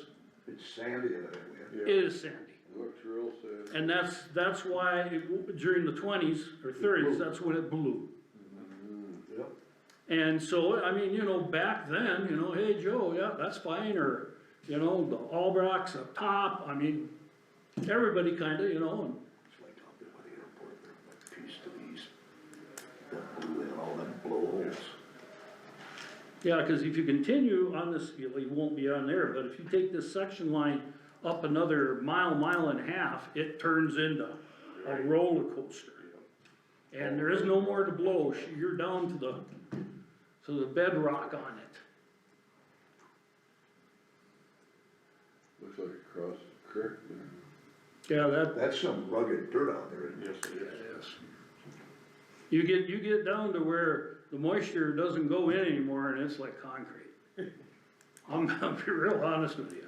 So what, is there a whole bunch of junk there, or what? Well, the junk basically is on my side, it's at where it turns around, somebody had dumped concrete, like from a concrete crowd. Oh, I Right see here it along the there. south and. Yep, right from where the White, right? hand is, down in there, it's convenient because it's a little bit down, you can pull up with your pickup, you can do whatever. Nobody sees you. Perfect, yeah, nobody sees you, and especially, it's owned by an out-of-stater. Get rid of the low. Nature of the animals, oh, man. Yeah, no, I'm dead serious, I mean, you'd be surprised, I mean, there's old rotted fence posts down in there, and, I know they're not mine, because I fenced that when I was 17 years old, that whole property, so I know it wasn't mine. This is right almost on the county line. It is, it's right off of 1805. Up by Glencoe and all that, way up in that It neighborhood. is, It's by Glencoe Church to the east. yeah, just south, South. miles south. Oh, that's. There's that Glencoe gated, Church. There it is. there's that gated property on the east side, it's just. Yeah, that's, excuse me, I call him the dog farmer, he raises, Yeah, there you go. Glencoe Farms, he Raises dogs. raises dogs, He yeah. got that big massive home and built another. Yeah, and built a lot more massive. That's yeah. south of them? Yeah, just south of them, that borders on their property. And 2 years ago, they put in a fence on the north side Yep. of that property line. Nice fence, but I'm not sure if it's directly on the property line, if it's off the property line. I'm not sure where the property is, because right now, I've been talking to the Game and Fish. I have some problems up on one, where the property, the lines, the stakes don't line up. Right up there where he's at right now, there's, That section, I suppose, to explain, does it go? It's a corrective line, Right. it corrects when it gets to the river, there are some angles, so. that's all government, on from that line this side, And that's where I'm happy, but that's not why I'm here before you, that's got nothing to do with you. That's to do with the Game and Fish and the Corps of Engineers. This is why I'm here. So your intent is to go straight with the fence? Yeah, basically from that first row of shelter belt. Okay. From there, go straight, if you follow straight across, that's a pretty good picture right there. Go straight across because I think the center of the section line is about 20 feet to the north, where this gate is. I think it's a little bit farther to the north. Where that white stake is at, Oh, what white stake? over here. That's right away for, I believe, for the county, or the highway, excuse me.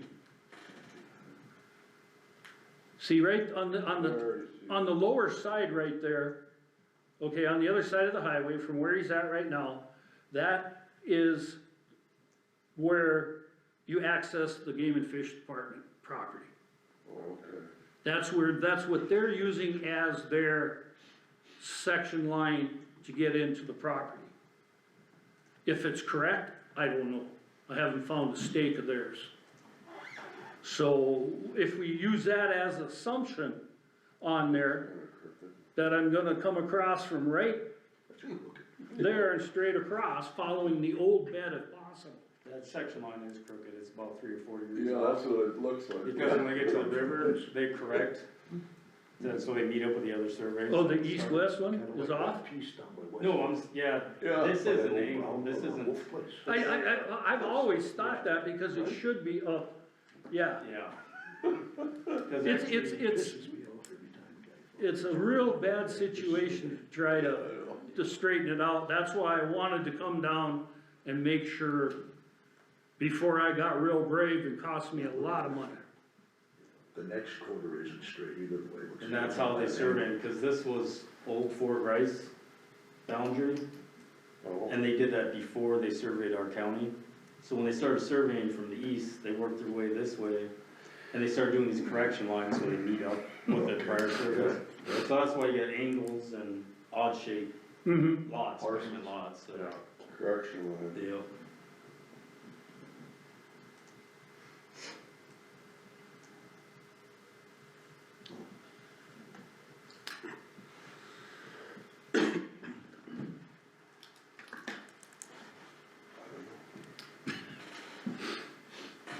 Well, the first thing would be to clean that section line up. Okay. Get the trees out of there. Yeah. Cause you got an established trail there, you have to make another trail. Okay, so are you, what would you like me to do? Would you like me to clean it up? Is that what you're saying, or? I mean, if I'm just gonna throw this out there, if I'm cleaning it up for public use, I don't know if that is, a really good precedent to set, is what I'm getting at. I'm not trying to get the county to clean it up. That's, you know what I mean? If we gotta go share or something, that'd be fine. But I'm just trying to keep them encroaching off the property on the south. And this should have been done years ago. How long would you say they've been driving on that detour? Well, I don't know, probably since the 20s, 30s. Okay. And the reason I ask is this, Okay, I'm waiting for, go ahead, sir. so Oh, that's touchy. my dad owns some property, do you know where Leslie Gimbel's place is? Yeah, Straight south of there, that Mhm. pasture is my dad's. Okay. Used to be owned by Lonnie and Kenny Schurmeister years ago. oh yeah, yep. That is the old Highway 83, I believe, or the old 1804. Joe knows about this. None of you guys were on the board but me, everybody was different. And the same situation happened. People were driving through the old trail, which had been there for 70 years. 50 to 100 years. All the neighbors drove it. People like to go back there and do things, illegal or not. They used to dump trash back there. It was a good spot to get rid of chemicals. People would, and we would hay and graze that land. And finally, we got tired of people dumping on it and trespassing and making a big mess. So we fenced off inside our boundary lines, we matched the core lines and we stayed off the right-of-ways everywhere. And we were sued by the neighbors, Mm-hmm. and it ended up going to court and we lost. Doctor. Because that, Established, sure.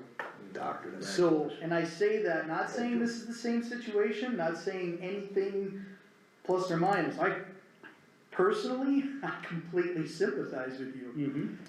On a legal and governmental type scenario, I don't know if this board has the qualifications to give you an answer. Okay. Because of what happened before. Joe is probably the only one here other than me that was familiar with it, that even to our surprise, we thought we followed all the rules and fenced it the way it should. We allowed access to the river on the section line, we didn't block that off. But where it deviated off, that's where it became a problem, because it had been accessed for so many years, and that was another one. There was no right-of-way created for that road, even though everybody knew it as the old highway. There was nothing recorded. What's probably gonna happen, if I'm gonna compare it to that situation, you clean them trees out and you'll build a fence, and even if it is on the off the right-of-way and you built it properly, the neighbors have enough issue and they have a lawyer that'll tackle it. You won't get paperwork from the county, you'll get it from a lawyer. Okay. And it'll end up being a civil matter, and that's where even the county giving you that permission probably won't stop that. Okay. And that's just my own experience and from what I've seen, and this is it's literally only a couple miles north of it, that's what's crazy. It was I know it is, I know and exactly so where you're this talking. happened right in that same neighborhood with the same stuff, and when you get out in that area, there's tons of people from outside the area that access that road. Mm-hmm. It's not just the neighborhood, it's the hunters, it's the fishermen, it's the horse riders and bike riders and four-wheeler guys, and all it takes is one of them to have a lawyer. And all of a sudden they can go, we've been driving that road for 50 years, you can't block it off, even though you're just directing them down the public right of way. And that part I don't disagree, so, to my knowledge, I don't think the county has to give permission to build a fence line along or outside of the right of way. Do you, Joe? I don't think so. I don't think, I mean, No, we do not, you know, and I talked to Jim. Yeah, I talked to you yesterday. Yesterday, and part of the reason I couldn't really give him any advice is cause I didn't know the whole history of this road, and because if a road has been open and used for 20 years, it can become a public road by prescription, and that's probably what happened when I was looking at the pictures. But even if I knew all the facts, a judge is gonna end up making that determination one way or another. But one thing I did wanna direct him to you guys was because there could be alternatives with at least opening that section line. An adjoining landowner can improve a section line under the law, but they need the approval of the county commission. Likewise, the county commission could approve that section line, but that would be something that you guys would have to decide. Now, in theory, if that section line were to be improved and traffic started going down the line because it was a better alternative than this current trail and a quicker route, eventually, you know, he would be able to put up a fence without anybody's permission as long as it was within the 33 feet. But to Aaron's point, that doesn't necessarily mean someone couldn't come back and say, wait a second here, that was an established trail, that was a road by prescription. But if a road that was usable was there, on the section line, I think it's a little less, it's quite a bit, in my opinion, Right. less likely someone would mitigate over this other little jog. You know, like I said, if you walk that area, you can see where, I call it the ditch, where the road was built up Yep. back. And You can see it. you can see it, You can see the scars. right? great, but look at how old that picture is, again, that's where I would exercise caution by all parties involved, because this is, again, the issues that we as a family had, landowners, did not come from the county. It came from a And single we individual, followed yeah. every law, we felt, it was still became litigation. So what did you guys do to stop the dump? I mean, can you put a camera up to stop the dumping, or, I mean? Go ahead, no, I'm I've got a real good, talk about a camera, you finish that up. I probably have the same story, because I did have a camera up, because I was hunting that land, and my blind and camera got stolen. That was also another reason why we're like, that is it. Yeah.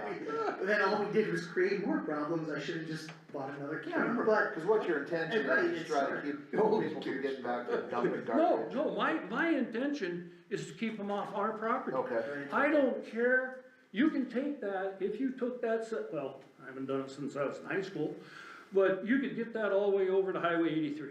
You can follow that line, you can follow section lines all the way over to Highway 83. I mean, I wouldn't, attempt it you're nowadays. just keeping them from continuing I to just, encroach on. on the more south and more side, and more. that's all I am trying to do. I'm not trying to keep them from there, I'm not trying to close off the use.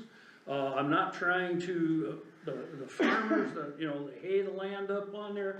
A few of them are rentals, a few of them haul cattle and, I'm not trying to stop them at all. Right, right. I'm trying to keep it from constantly coming on. Every time that road washes another wash out, Further, oh, hey, let's hop over here. We'll hop over here. We keep coming south. I mean, they're right now to the edge of the shelter belts there. So what's the next thing they're gonna do? We're gonna go in there with a tractor and jerk out a tree and leave it there, or, well, hey, let's drag it back down to the low area here. and from what I'm gathering from your experience. oh, don't pin this on me. No, I'm not pinning this on you. For My you weren't understanding here is- at that time, My I'm just giving understanding you a is, look. as the county, we're saying, well, you go ahead and you clear that out and put your fence up, but that's possibly on you, cause you may get sued by a neighbor. I was gonna say, improve that section line at your own risk with probably the approval from the county commissioners that you could improve the section line. I think any approval of any fence or anything by this board would more than likely probably drag us into the litigation. This is such a sticky situation because of what I've seen literally just down the road a few miles. And I'd be willing to bet, as much as that road is traveled, there are a lot of people that travel that road that you probably don't even know. And that's the difficulty is, Oh, you yes. might do everything within your rights of the law and do everything right by all your neighbors. And it just takes one pheasant hunter who knows just enough about something or is willing to pay someone who knows enough about something. And everything we tell you in this room could mean nothing, and you could end up moving that fence, paying damages, God knows where the route would go. I only say that because of my own experience of when that happened and the judge was like, you guys have to move your fence and all this stuff, and we're like, really? Like what, out of all of this, we're wrong yet? And that's because of the amount of years that route has been used. It's a big problem for you. So No matter what you end up doing, that's the struggle with this. I'm gonna lay on our lawyer here and ask your opinion. We stay out of this Well, I at his thought, own risk? I think you definitely gotta stay out of the fence issue, because that's, as long as he's, cause you're never gonna give him a variance to fence inside the section line right away, so then he doesn't need any of your approval to fence anything else, and he's doing that at his own risk. My thought was he could at least get permission to improve the section line if he wanted to try to encourage travel to go north To go through. and stay on the line, and then how he does that is up to him, but as long as he has the approval to do that, if that brush isn't that big of a deal, my guess is the road probably moved south for a reason, and it's maybe a little bit more of an undertaking than it appears, but I could be wrong. Maybe the trees just grew up and people started going around the trees, and that's. No, well, whatever, like I said, I mean, I'm in my 70s, so I know a little bit. My father was born in 1913, my grandmother was born in 1886, I'm just kinda relaying on family history, all my uncles are gone, the old timers are all gone. And the gentleman that rents our land, his grandfather is still alive. And he was telling me, cause I told him I was gonna come down and try to talk to the county. And he's the one that was running that, and he was saying, yeah, and I remember my dad had stated that during the 30s, that it blew. And so it filled, and it was a steep that had cut. And so that's why everybody started coming. And it's not to say that My grandparents weren't the same thing, you know, They took it too, they took it too. because it was in point of least resistance. There you go. You didn't have. I had it on a quarter line Mm-hmm. with a double fence, and the neighbor bought the parcel to the north of me, had it surveyed. I could have fought it with the law of doctrine of active Wessex, am I right on it, Joe? He said, you can fight it and you'll probably win it, if you don't make an improvement on that old fence. As soon as you pull that old established fence up and rebuild it, then it can be contested. Well, the old fence that was on the north side has already been pulled up and rebuilt. Not by me, Yep. by Glencoe Farms.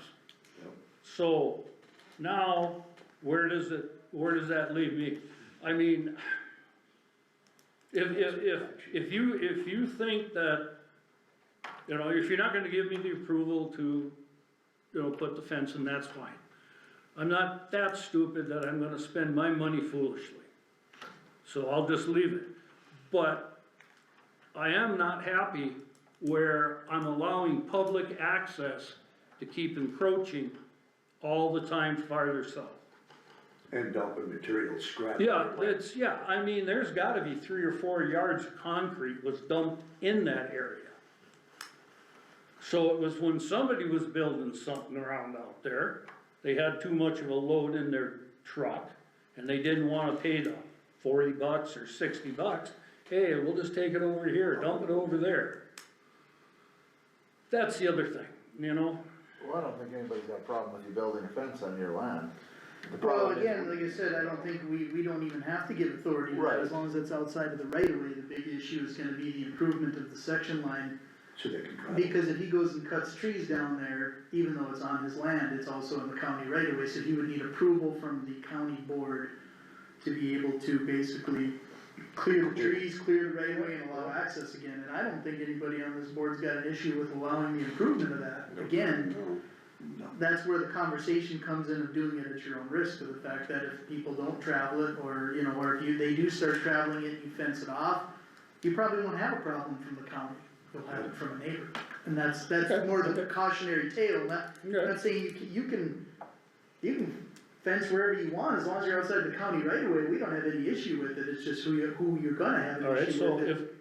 if I would come in there, and let's say I decide I'm gonna cut the trees on the county section line.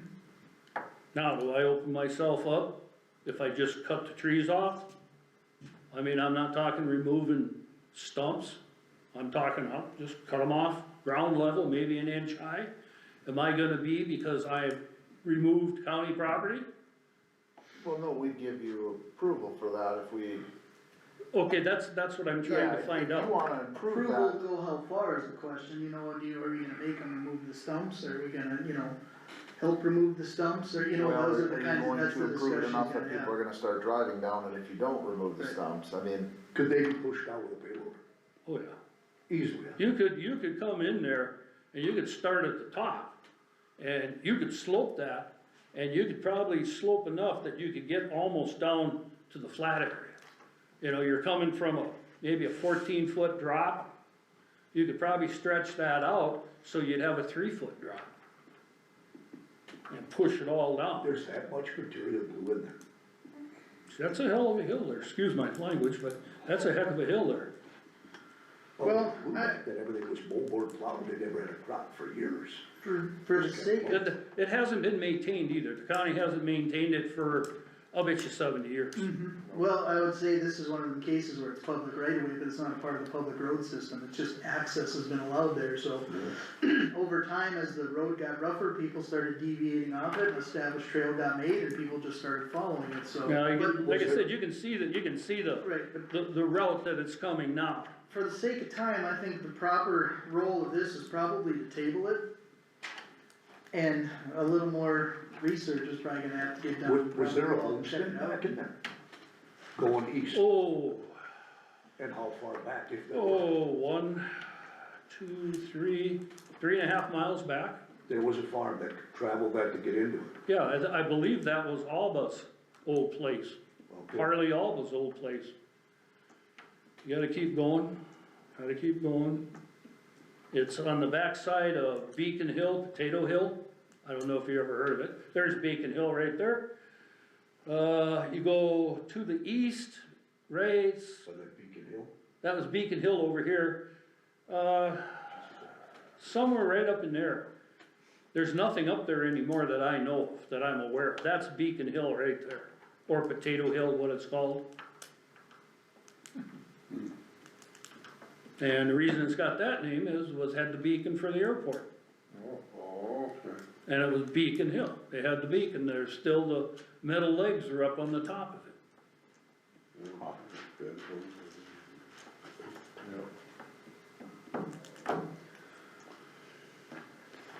yeah, Well, I would say, since it seems like we're probably not gonna come to a resolution today because there's a lot of unknown questions, the best thing to do would be to probably table it and somebody drive out. do some more research and look at, you know, maybe what it would take to improve the section line, whether or not, you know, that's something we're gonna, you know, are we gonna participate in or not, or are we just gonna grant permission? If we do grant permission, how far are we gonna demand that he goes before we consider it travelable? Cause you can't give someone permission to clear it and then they only clear it and leave obstacles that could create an issue, so if you're gonna do that, you need to probably have some kind of agreement, like what you're looking for, you're looking for some guidance, like how far do you want me to go before you consider it okay? Well, or, also too, yes, you and know, it's there's like, a liability issue here. you know, I'm on a limited time frame to come out. It's not like I live in Bismarck around here. Yeah.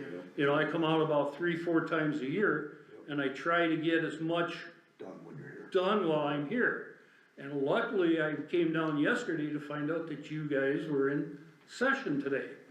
Otherwise, well, I would have probably been coming down in January. But I would like to get it taken care of. Because my kids have no clue. Even my wife, she goes, yep, I can point it out from the highway, but I don't know anything else, so. You know, and I don't wanna leave them with a problem that's only gonna get worse, because you can see, Yep. it's not gonna get better because they're not going on the north side because of the fence. So if you would like to do some more study, and even have somebody come out and look at it, if you could contact me either, however, so I know if I need to come back out and talk to you. Absolutely, yeah. Well, I think it'd be worthy for a few of us to go out and just take a look at it at least and know what we're up against and, you know, maybe even get. I'd appreciate that, You know, I let me know. It's, again, I would just, exercise caution with it because it's not just a simple cut and dried detour. Just- So you got the old Carson's place, that used to be the old, where the road was shut off, where it used to be go down to the old Indian area down there, were you involved in that one? That's north of you then, where you're at. You talking about the road going down to Carlson Bottoms? Mm-hmm. That's it? That's the one? Yeah, it used to have the Indian mounds when I was a little kid. We used to go down there after a rain. Well, it's probably more than one access to Carlson Bottoms, but that's one of them that goes by Yeah, Leslie Gimbel's old place and that access. yeah, was, and if you followed the bluff down in there, that's where the Indian mounds used to be down in there. Oh, And then if you continued along the bluff, you got into my uncle's land. On the you see, south that's side. all, a lot of that's core land, or you It's weave in and all out, well, core you land. weave in and out in some points That's because the take line moves, and that's why it's. Yeah. I was just wondering if it was the Carlson Bottoms, the Well, road down into It it. is a road that goes to Carlson Bottoms. Yeah, I but know you're it's the farther, only one, but you're farther south than the Right. one I was thinking of. there's plenty of accesses, and again, not all them accesses are probably I even know it. legal, like, that's the trouble, like, access to the river and core, and whether or not one landowner allowed it and the next one doesn't, like, this is all, It's a different world. it is, and I then, know it's a total different world. Yeah. I was on the Corps land supposedly about 4 years ago, and the Corps of Engineers came out and, they were going to take me to jail. Yeah. And cause I accessed their land from my property Oh, yeah. instead of off the section line. And so I'm real gun shy, and that's why I'm here. So Well- if you, Yeah, leave us your contact information, Yeah, we can leave take a peek at it and we can. well, I think you can probably do it off camera if you want, or leave it. I can with do it Josh or off something, camera. yeah. Write it down. Just I'll leave some write info. it down. Leave some info with Josh and. I'd really appreciate it. Well, I think it's something that's worth looking into, but like, again, I don't know how much we can help you out just because of the information. I'm not saying we won't, but there's certain things that we just, we can allow you to do certain things and we might not be. Commissioner Magram's gun shy too, it's. Well, with hey, good once you've been, good when information you've, for when us. you've testified in court on an issue like Yeah, this, like I absolutely. have, Absolutely. I can just tell you, it's not just like, oh, you just cut the trees out and build a fence. Well, you can do that. You're welcome to do it. I can't guarantee it's gonna work out good for you, Right. so. Yeah, I know, and I'm also working on supposedly the north fence is legal.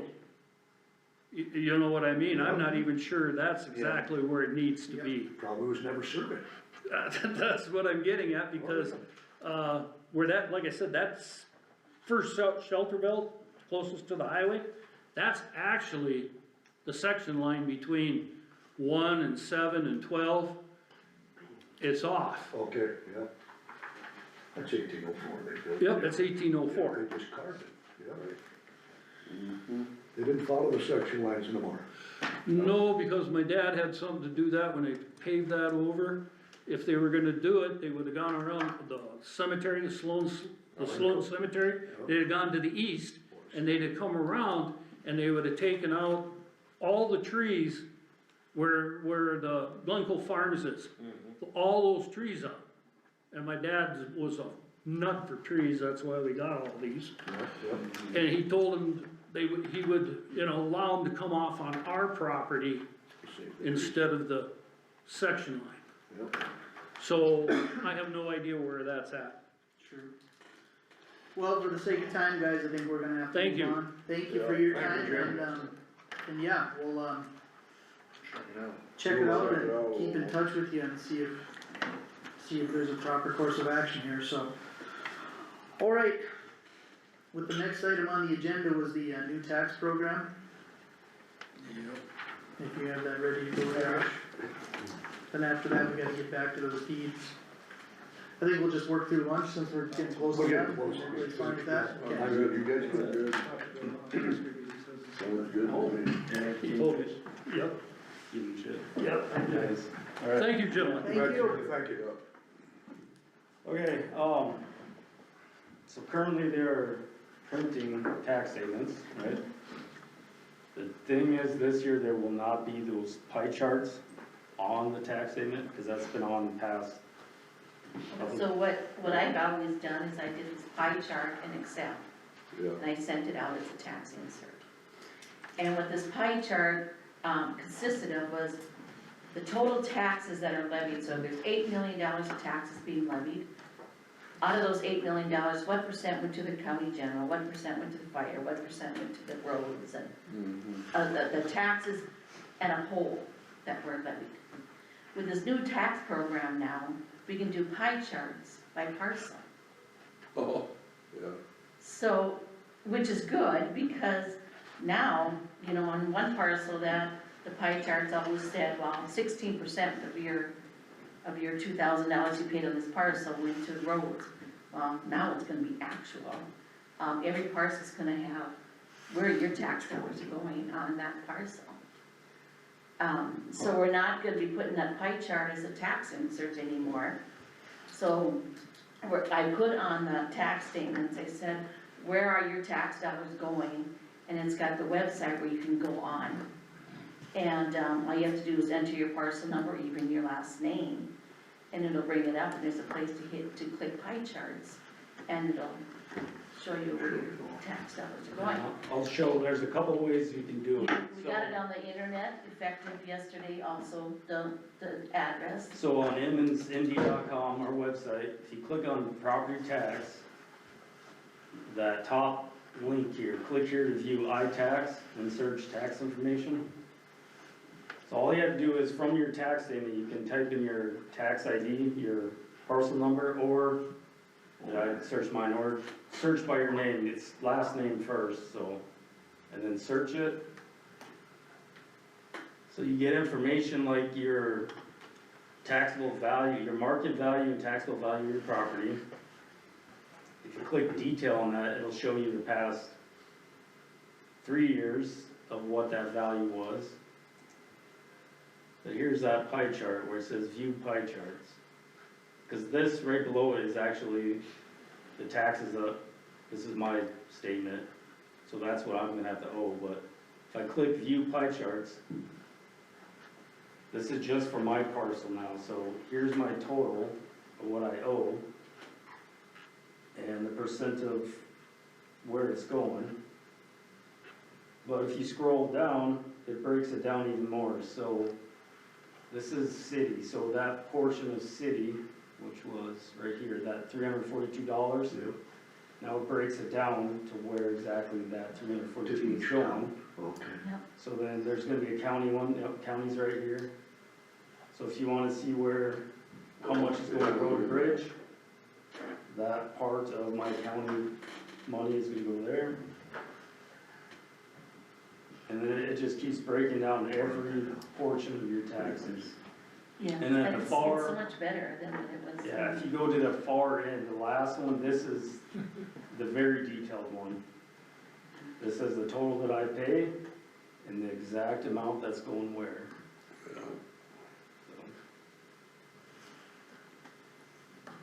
So you can get to it by our website, click on property tax, and on the top, click here to view iTax, but then you have to do the search. If you know how to use my GIS and mapping, click on GIS, open the online parcel viewer. You gotta click agree that these lines are not for legal purposes. And then zoom in to whatever parcel you wanna look at. I'll pick some random one. You click on the parcel, you get your parcel number, owner, legal, acres, and then there's a link right here. It says property values and taxes. Click on the icon. It'll go right to your information. You can see your value and taxes for 2024, and then if you want to see pie chart, click pie chart.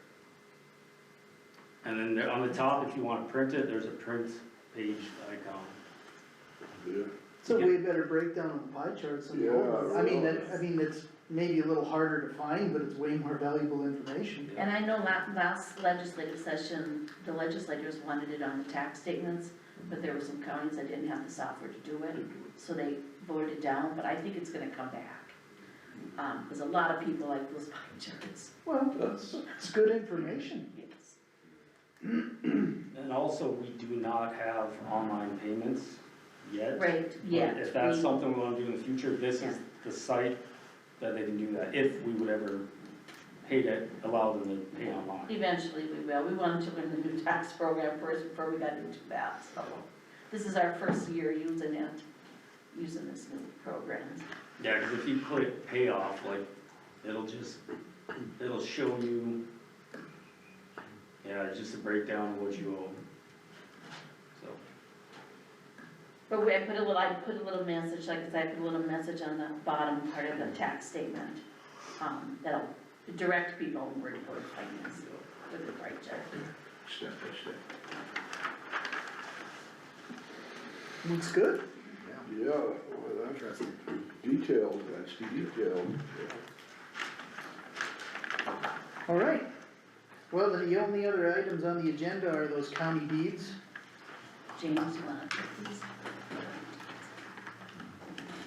Plus the license, right? Right, but I mean, as far as agenda items, we kind of pass over them and go forward with the other stuff. So the first three items are what was sold at the sale, at the county sale here in November. Those, the first two were the house, those two houses were mentioned. And then number three, that was that little piece of tract of land down by Westfield. That's good. And the number four item is, they just paid their taxes, so. What two houses were these in? The ones right across from, Is that the house that they live in? right, you know, No, that big Tour, two-story yeah, lot and the yeah. one. like the house that Whatever, the little rental. Eddie and Allison Beak used to live I in think years so. ago, around the So they went, Is that to Cause the I think east? there's three houses. On the it north was- side, right? It was two. right, yeah, there's one in the back. You're talking the old Ruby house, moved right? it to Lytton, the house. And then there's, yeah, there's one in the back, and then there's that little rental. Yeah, house. Little so it's just rental, an empty lot. It doesn't have water, because that's But in it the does back. lay right against my But it's son. not bad. It lays against his property or Yeah. down? I think the other two, they were caught up on taxes. He kinda wanted. He wanted it. that Just one, the they first two east of Kimball. Yeah, why not? Why not? Yeah, I can, you want me to pull it up, sure. Yeah, rather than somebody come in and put in a trailer or something, you know? Yeah, that's what. Is that house? It's just like that one to the southwest, that couple lived in. Yeah, With those kids. Other Yeah, right. residential units are That's- connected to the main yeah, rat it's house, so they haven't There's had somebody water living that nice in one to a the year, west of maybe me, or so. that the pool girls. I know we kinda oh, have a, that was my grandmother's So house. there's Kimball's. yep, These They two right live, here. okay. they come, they celebrate holidays Update there, on that one. and nobody lives there permanently, no. Nobody. so that's not the apartment that is it? No, this is, Really yeah, this fixed is it up the, now. apart- these, this That is was the a new decoration. apartment. Yeah, so they're That's just how, my these grandparents apartments are connected to the water main in lived that there. house, which that one Yeah. flooded. They didn't build It broke because she left her. That was an maid old out, couple decided that they had needed to no go. family, that built And that. when Yeah, they did, it Clubby basically just was run Clubby. out of the windows.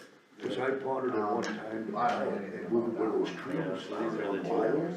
But I said, man, this new home is unreal inside. Yeah. The old woodwork, everything. So, yeah, Beautiful. we kinda, cause we've been trying to Yeah, figure out what to do with never that. had- Alright, let's bring this back around here now. Recess is over. Yeah, we're wondering, These are all tax sale deeds then, right? People, The last one they just paid. Yeah. The So, top three were sold. Joe, did you draft these deeds? Yeah, I think. Okay. Everything makes sense with you, Josh, on your end with this stuff, and this is all, Yeah, yeah, the this details. is all clear They're all parcels, good. everything's Oh, fine. okay. I mean, I would entertain a motion to, and we can either approve them separately, or we can approve them all at once. All four?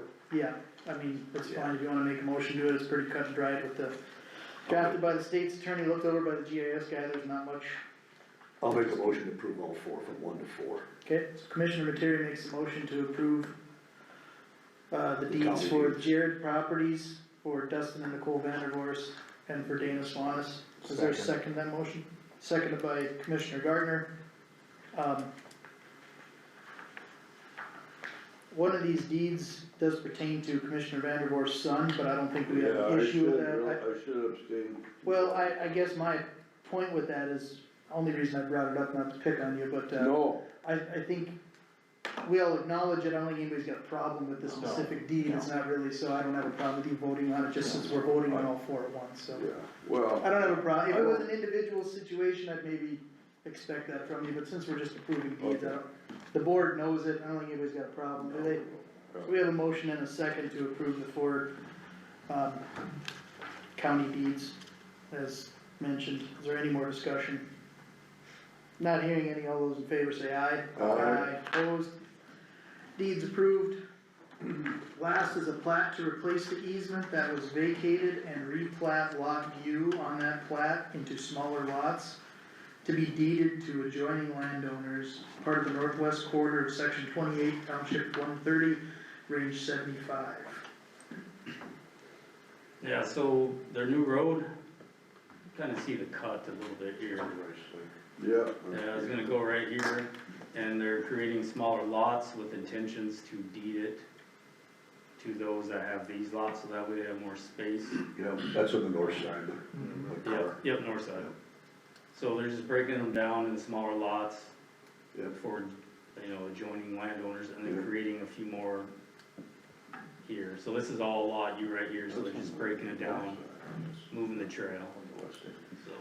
So I'm assuming they're probably gonna replat it again once they kinda are done with their road and all that, too. I mean, cause right now that doesn't look like a completed, like it just looks like they're creating lot U while they're constructing it. This is the old one, I don't have the new one drawn on. Right, Okay, So that would hopefully be the finalized one, cause it shows the new road, and then, cause this would, I'll draw them out once it's approved, and then they get deeded, but, yeah, so that should be the final one with the new road. so do you have a do we have a copy of the plat here?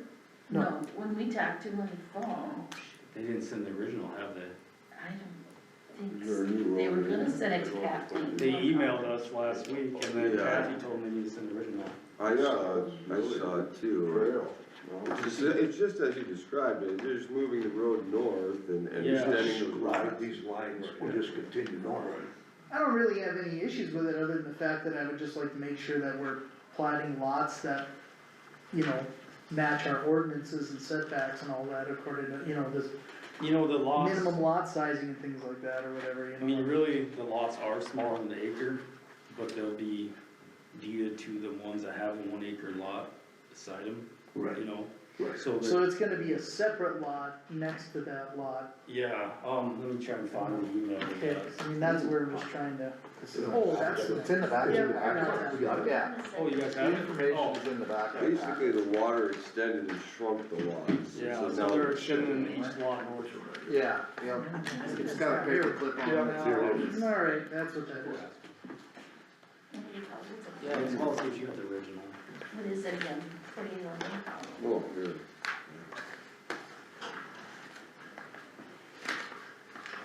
Yeah, I got a call on this, so just basically, because he changed the road and Yeah, he give me doesn't more want those little pieces of, he wants somebody to mow them. So they're gonna give him. I'm sure. And they were doing this to push They were that running property out. on the north side, cause they were being restricted. They were running out of room to build and have Yeah. septic because, as you can see here, the water's taking half of that lot, so they actually only have half an acre of land per lot.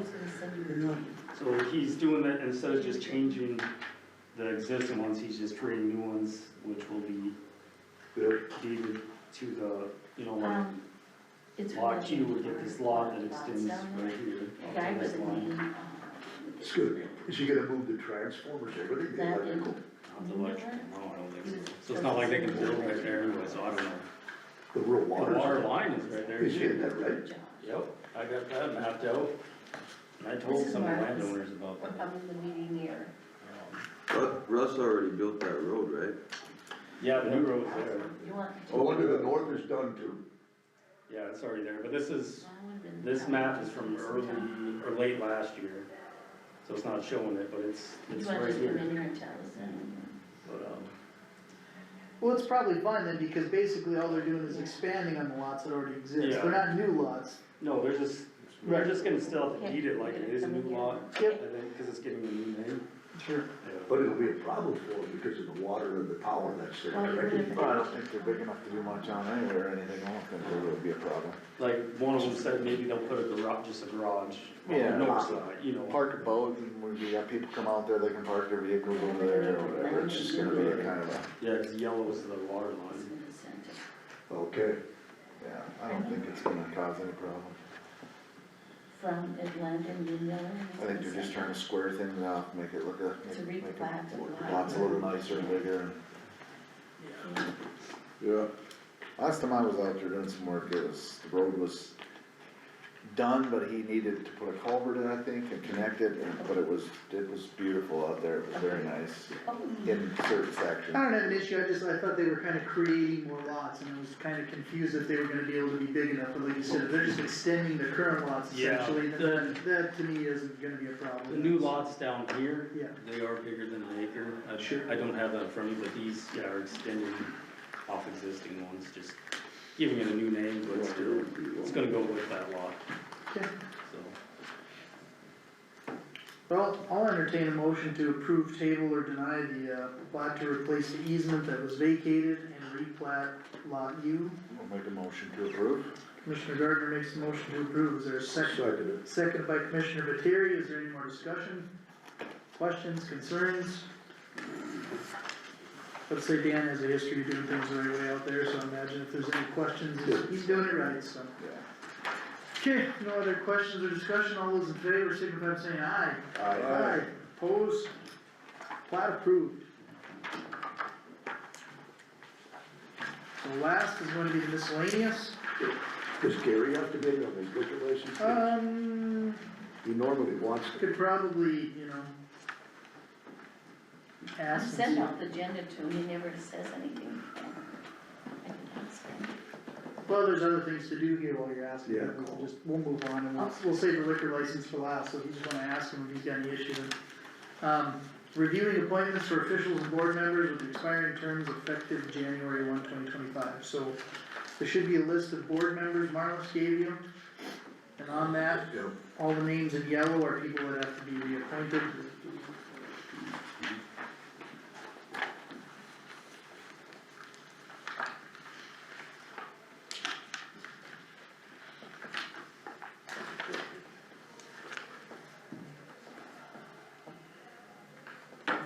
Generally, what's happened is if you see a name in the list that, lives in your district, usually you contacted them and see if they wanted to serve again, or if you wanted to find a replacement, that would be.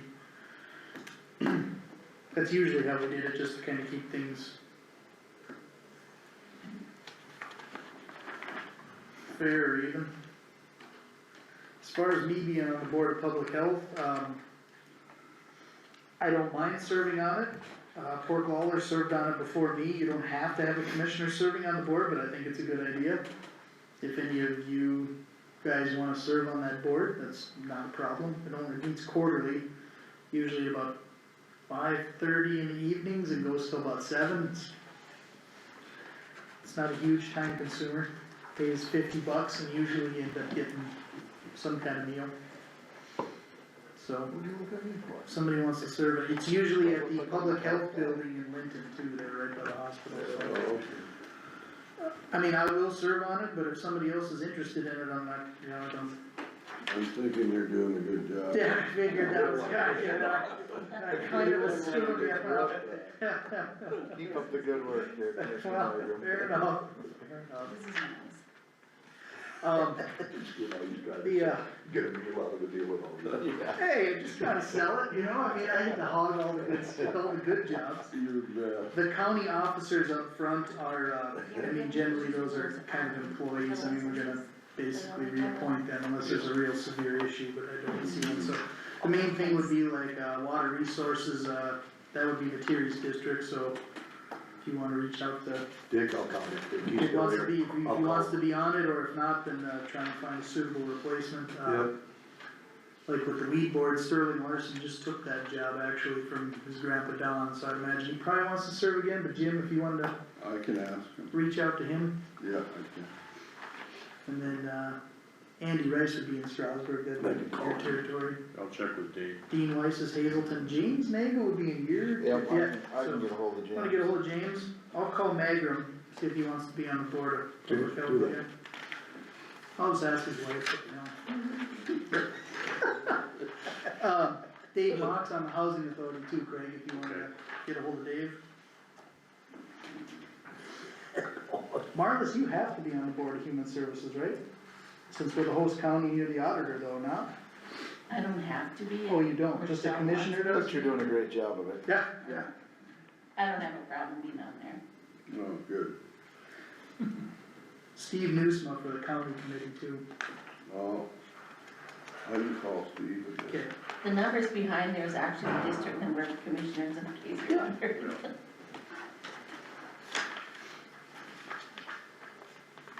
That'd be a 3-year term, if you reappoint. yep. Do you know what the county committee is? County, probably not. Okay, well, I just, No, right? yeah, so the county committee is it's basically kind of a school board committee. Oh, So that would be, generally what that board handles is like, school land annexation, like if somebody wants to move school districts. okay, Or, like the Bacher School situation, that was the committee that handled it there. okay. So, just so you know what that is. Yeah, no, that's good. Generally, they've kind of put people with school board experience on their boards, generally. Steve was on He was on the board. Yeah, almost all of them were either educators or were, you Does know. he still come down? Yeah, Steve went to all the meetings and the, stuff. yeah, I don't know, he lives, you know, part-time here too. Yeah, so, I mean, but that's just so you're aware of kind of No, what that board that's- serves, so. That's real good. Yep, Yeah. so yeah, And then Okay. the last page is that community action to replace Gary Holmes.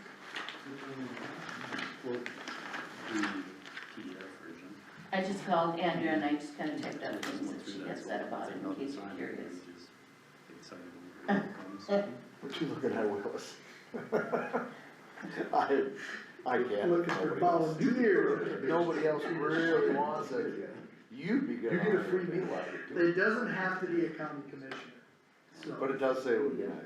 Well, again, it's kinda like with the Board of Public Health thing, I feel like it's good to have a commissioner on, some of the water board, you can have a county commissioner on. Why That's- can't? I don't, that got changed in state law, someone picked a fight somewhere down the road, and it ended up at the legislature, cause when I became county commissioner, I had to resign from the water board.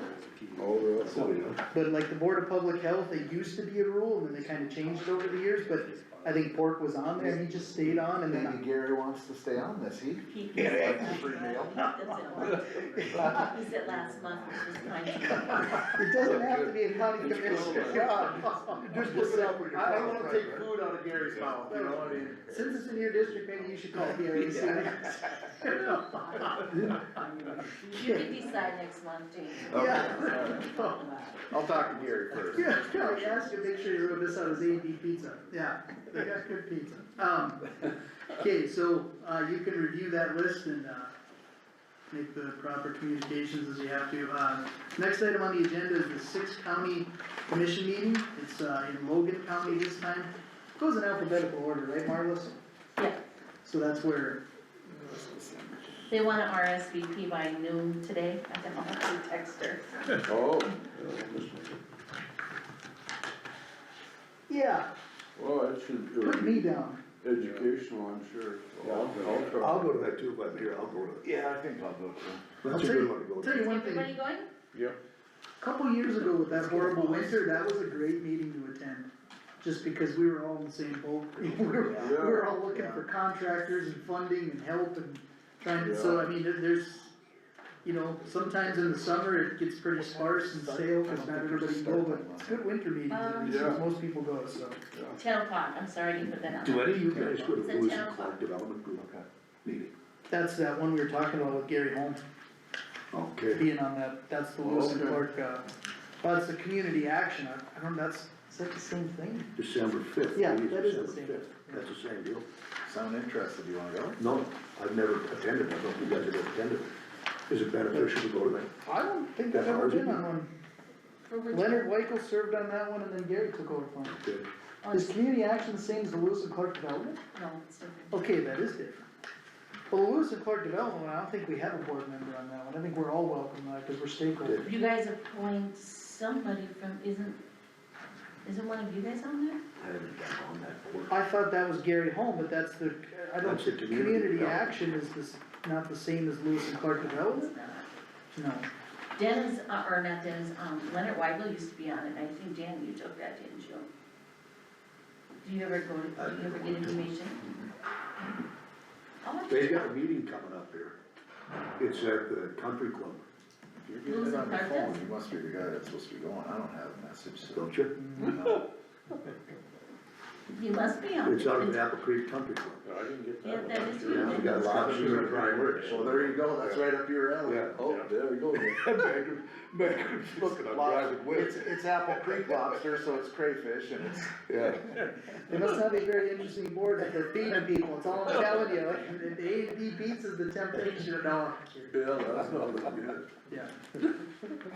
6 counties is a good meeting to go to, That's a good at one. least good enough to know if you don't wanna go to it again, at least you should go to it once. Yeah. Any other agenda items besides that, thing for the, that we talked about this morning, the EMS and the fire department, right? You wanna Right. put that on the agenda, right? Yeah, no, we should, Any other items you guys want to discuss, I'll let her know. the employee handbook with, volunteer fire department,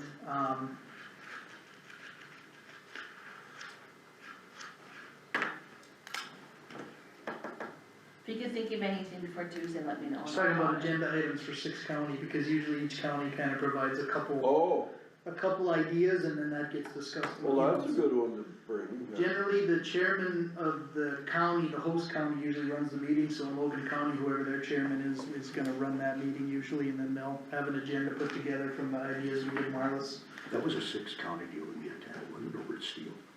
Well, I'm sure, 6 county. cause it's Logan, Kidder, Yeah, Wells, yeah. Foster, McIntosh, and us. No. And they went to a meeting up in Carrington, him and Jim. Yep, I've been to them up in Fessenden, But that was on road construction, Yeah, right? yeah. When they went up. right, Were there a lot of people attending it? That was almost filled up. Yeah, well, blade operators, a lot of good blade. We were the only two. and usually with 6 county, there's usually some kind of a keynote speaker, usually like, LTAP or North Dakota Insurance Reserve. Oh. So a lot of the, or NDSU extension, I mean, whoever they can get to come in and they'll do a little presentation about something, and then there's agenda items after that, No so. problem, okay. Well, I think that one, that, yeah, volunteer firemen or whatever, that'd be a good thing to see what the rest of. With the other ones. You have to What say they- some, how they somebody's gotta handle have it. something there, so, That'd be one good thing to have on the agenda. yeah. I guess one thing I had a question for is, personal performance records or files on employees, who keeps them, or are there any kept? Say a raise, or does everybody automatically get a raise just because they've been there for a year? You want that on the 6th county, or are you just asking it now? Well, that'd be a six county Oh, thing. I See what the rest do, Yeah, how they handle it. right. Oh,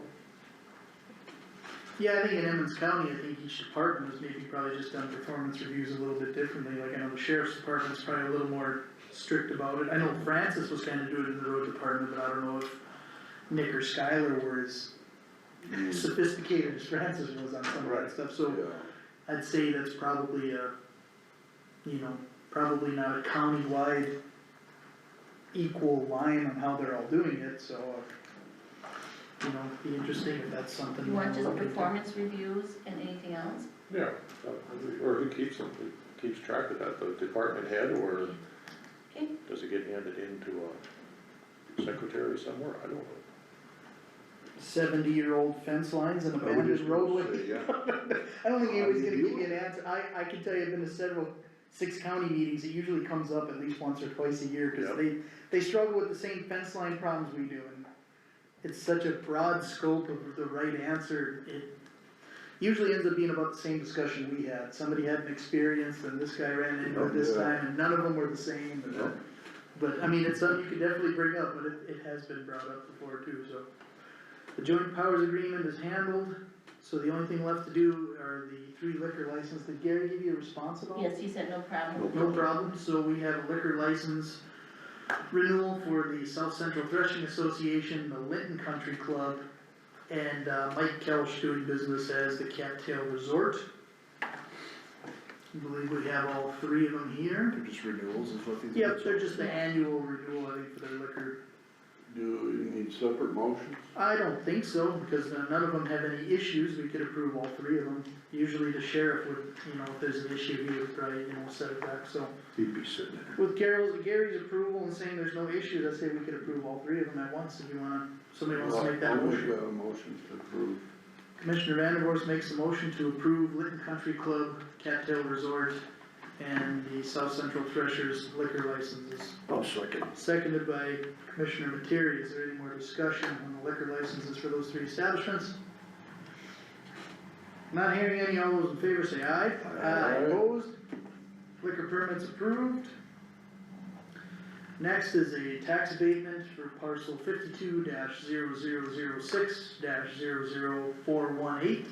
52-0006-00418-000. And, it is a veteran's credit, it looks like, 100%. No issues, so. I'll make a motion. Commissioner Gardner makes a motion to approve. Yes. Is there a second? I'll second. Seconded by Commissioner Miller. Materi's been on there now. That's enough, yeah. Is there any more discussion on the tax abatement for the veterans credit? Just trying to be fair. Everybody should be in the newspaper. Okay, we have a motion and a second. Any more discussion? Not hearing any. All those in favor say aye. Aye. Opposed? Tax abatement approved. Lastly is a raffle permit for the Linton Country Club. It looks like the, raffle is just some cash prizes, it looks like. Reason for it is for clubhouse renovations. Oh, really? Yeah, they're building Well, that's a story. well, that's a shed, but They they're never just do that. doing stuff, I don't know what they're doing in the clubhouse, but Joe would Fundraiser? know, he's a, They do the raffle every year as part of your membership, they just check on an extra $100 and then they give half of that total away in July. And it helps to fund projects. make a motion to approve. I'll Commissioner second. Gardner makes a motion to approve, seconded by Commissioner Materi. Is there any more discussion on the raffle permit for the Linton Country Club? Not hearing any, all those in favor of the motion say aye. Aye. Opposed? Raffle permit approved, and, Anything left to do is the bills, the agenda is complete.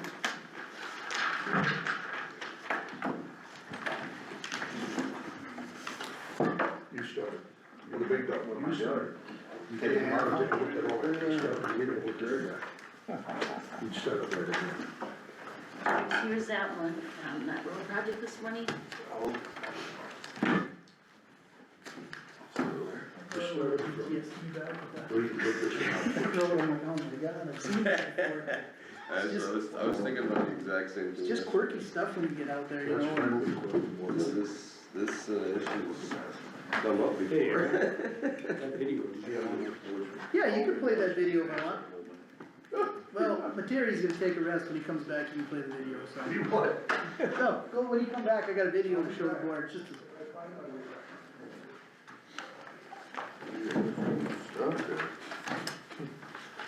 Got enough. Got a tree, huh? Better just buy yourself a filing cabinet since you just started, you're gonna need it. Yeah, I see that. That's, crazy about that whole road deal, or that fence line and all that, Yeah, it's just a lot, I'm sure glad you were here to, I mean, cause if nobody knew about that, then the guy would've, yeah, go ahead, we'll back you up on that one. well, on its face, it seems like a pretty common sense solution, but, as with anybody with any experience with a courtroom has seen, it's not always so cut and dried. Right, You know, here's some more, that's like addition paper for everybody.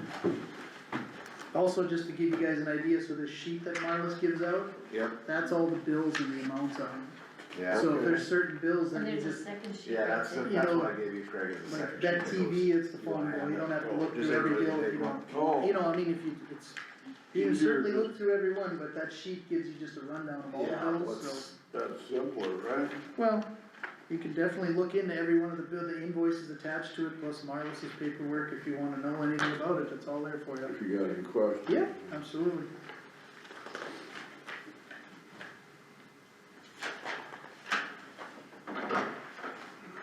Get this out of the way. Yeah, you get through there. Good stuff. So I got a little 11-second video I sent Josh, just to give you guys an idea, so I actually use liquid CO2 to freeze water lines every once in a while, when I don't have a valve to be able to shut the water off. I can actually freeze the water line, and if I freeze it in two places, I can cut in the middle and do a connection or a valve. It's just funny watching the CO2 react in this hole here, and that's just a small canister that fits in my pickup, and how it just kinda hovers in that low spot, you know? Yeah, Just not picking on any situation or anything, it's just funny watching it, I was literally sitting there videoing it, and I'm like, I should show everybody that though, just how it literally comes off that fitting, and once it loses its pressure, it just falls right back down into that. Into that. It's just kinda unreal, just, I mean, if you haven't seen it, it's kind of a neat little, soon till you jump down in there and fix that? I let it air out a little bit. yeah. You can notice a difference, I mean, you know, I mean, cause it does have tons of warning labels That's just about part of the confined pump you do. space and. And they get passed to me. Well, no, but we were in an open trench, but like, I did it in a basement one time, and I ran a fan, you know, and I had a window open just to make sure, cause it's, you know, it's nothing to mess around with. I mean, That's what you're supposed to do. How much time do you have? well, that line is a 1-inch line, it took approximately 8 minutes to freeze, and then it takes about the same, but that's when it's 60 degrees or higher, so that was 40-some I think degrees that's that day. should be done instead. That dry ice in that hole that it made lasted like 2 hours. Yeah, So then you have to pump heat in there, that's all. Why do we go through all these individual, why can't we just use our list and go down and we see something? you don't have to, Huh? yeah. That's just how you were trained, Terry. Is that how you were That's trained? how, well, that's why- I'm breaking the I was trying to tell Jay. mold material. I mean, if you just want my example of it, usually I look down and I look at the At the big list ticket one. items, you know, the $60 phone bill doesn't scare me, it's the $30,000 bill to something, you're like, what is this? What's And this then for? it could be Yeah, a the motor big grader payment, or it's a project payment, big purchases. Yep. The The only one mundane, that isn't on there is that $1 million this morning for that. For that. That's the one I Right, handed, right, that's. right. and a lot of those, a lot of the big vouchers, like when Wold Oh, Engineering yeah. comes in, that's usually in a separate folder, like a yellow or an orange one. Okay, because that's kind of a specialty fund, so it gets its own little folder, otherwise, a lot of the monthly NDU bills and stuff, you don't have to look through them if you don't want. I have to sign them, but I mean, you don't have to peel every rubber band Every off. one out. No. Right. I don't sign this copy, there must be an actual plat to sign, I'm assuming, right? For Dan Cars? The auditorium deal. Yeah, he's that's got pretty some much- original one. And she didn't get it yet, That's right? pretty much- Before you sign that, so he's actually on the phone right now, he was wondering if you have everything you needed, cause he just got an email from his surveyor about picking up paperwork, so I'm not sure if you wanna talk to him, if I. Well, I don't think there's any, I mean, we got Kathy half a dozen. emailed pages. him saying, send the original, the larger original. So it's the same as that, so Yeah. once Okay, she so gets that, she- well then, Okay, I Well, think that she- is the official plat I need to sign, this is just a copy. yeah, from that's me, just the so, PDF from yeah. an email, but we. So when that comes in and you and Kathy approve it, then I can sign it, we've approved the plat, okay, so that's what he needs to do. just as long as it makes it through the recording office and Josh's discretion, so. Okay. Okay, Oh, that 1304, 130,000. Yeah. what were you asking now, Dan? Somebody asked something right when Amy came in. I was saying something about the auditorium, that's complete, is it right? Except for the electrical, is that done now? Well, we had the new Vision Security that Oh. we just approved last month, they were doing some upgrades to something, and there might have been some electrical work yet still being done, but otherwise, I think the physical construction is pretty well done. I think it was just some fire alarm, lights, security type stuff at the end here that they were still working on. And I hadn't asked Gary if that was near complete, it might even be done already, I know they weren't far off being done, but. But you do have to pick the final off the list here, basically, huh? I see. Yeah. At the end of the day, we'll have voucher numbers, check numbers on all of them. Yeah. Yeah, it's easier just to look through, So there's a lot more bills here than there is at the city, isn't it? Yeah, ours are, well, basically how ours are done in the city is you get a list of the check number and who it went to and a little explanation, it's the ledger basically, it's almost like your checkbook ledger. Yeah, is how ours come out, and yeah, 10 pages maybe, but I mean, there's 10 payments per page maybe, or 8 payments per page, so that's, I mean, yeah, you're You looking don't at, pay them until you guys. ours is about like this. You know, yeah, that's what you need there. I mean, But sometimes. just pass on whatever you get, others, I mean, these are your sheets, but Okay, these folders, you do. cause I gotta sign these vouchers, so. Okay. Yeah.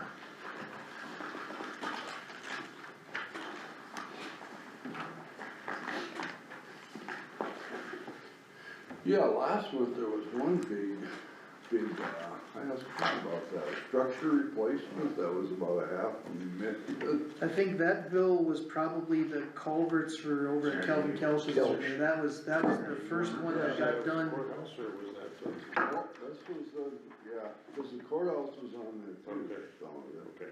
And then, yeah, now like this one with the wool bomb being done, that was, So that's $1 million. complete now. Yeah. This is all and the see now, like, voting deal, the first. the reason it has its own voucher sometimes too is cause this is coming out of a specific fund. Oh, So like sure. these were using the dollars from the prairie dog fund. Oh, Marlis isolated them funds from the other stuff and they earmarked them for specific projects, so. Good, yeah. So that's why it'll have its own I don't voucher, its own number, its own, and then Marlis pays them out of those funds, so. Good. Mhm. City pays it before you do it. No, we don't pay them until you guys approve them. You don't pay what? There's checks, there's checks. I don't wanna pay a bill and then you guys don't approve it, then I gotta bill, so I wait until you guys approve the bills, then it's gets Yeah. Unless they just say cut checks and they don't mail them out to the approval, I'm not sure how it works, but. And our checks are now in our system and so. Yeah. Making a mess in there.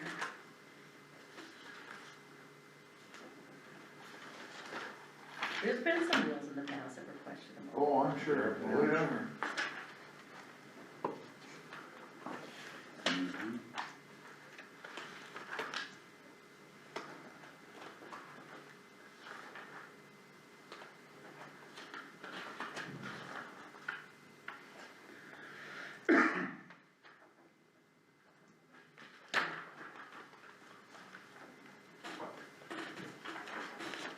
Yeah, there's a pretty good amount on here, yeah, where did you get?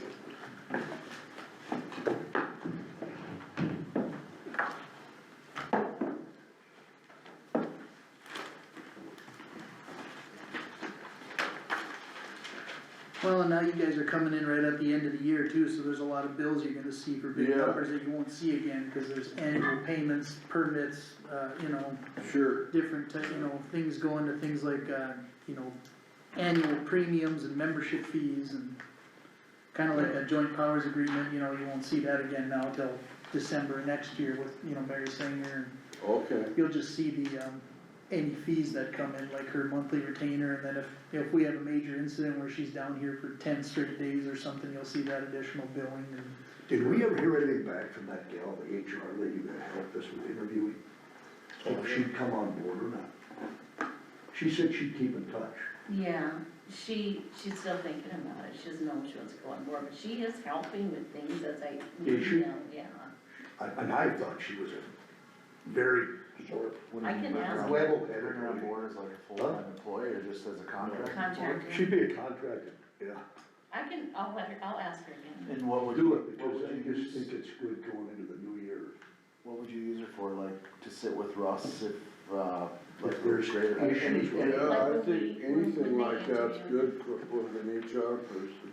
Anyhow, I asked for an HR person when we did the interview, Craig and I asked. yeah, and I want remember an watching HR that, person on listening board, to her just talk, because, but you'd use Yeah, her there's for so any, many, Like, so I many gave you dots to copies of dot, email and from her things you gotta cross right, you know, about the, so, employee they're pretty manual with these. knowledgeable. like, she was an outside source. Yeah. She had no, nobody, she didn't know so anybody. she just does So no HR favoritism. on the She sounded side? good, Yeah, she was She good. does so much for counties and she builds. Level-headed. Yeah. She does What two time is counties she right now, and I don't know. Was it Pembina, where was She she didn't know from? if she wanted to take on another one. Now Up that's- north. Yeah, that's definitely a good idea, I agree with Jim, it's a good idea to have Can't somebody remember, what was her name? that has HR experience sitting to the side. Started with a Y, still with Y, something like that, yeah. Level-headed.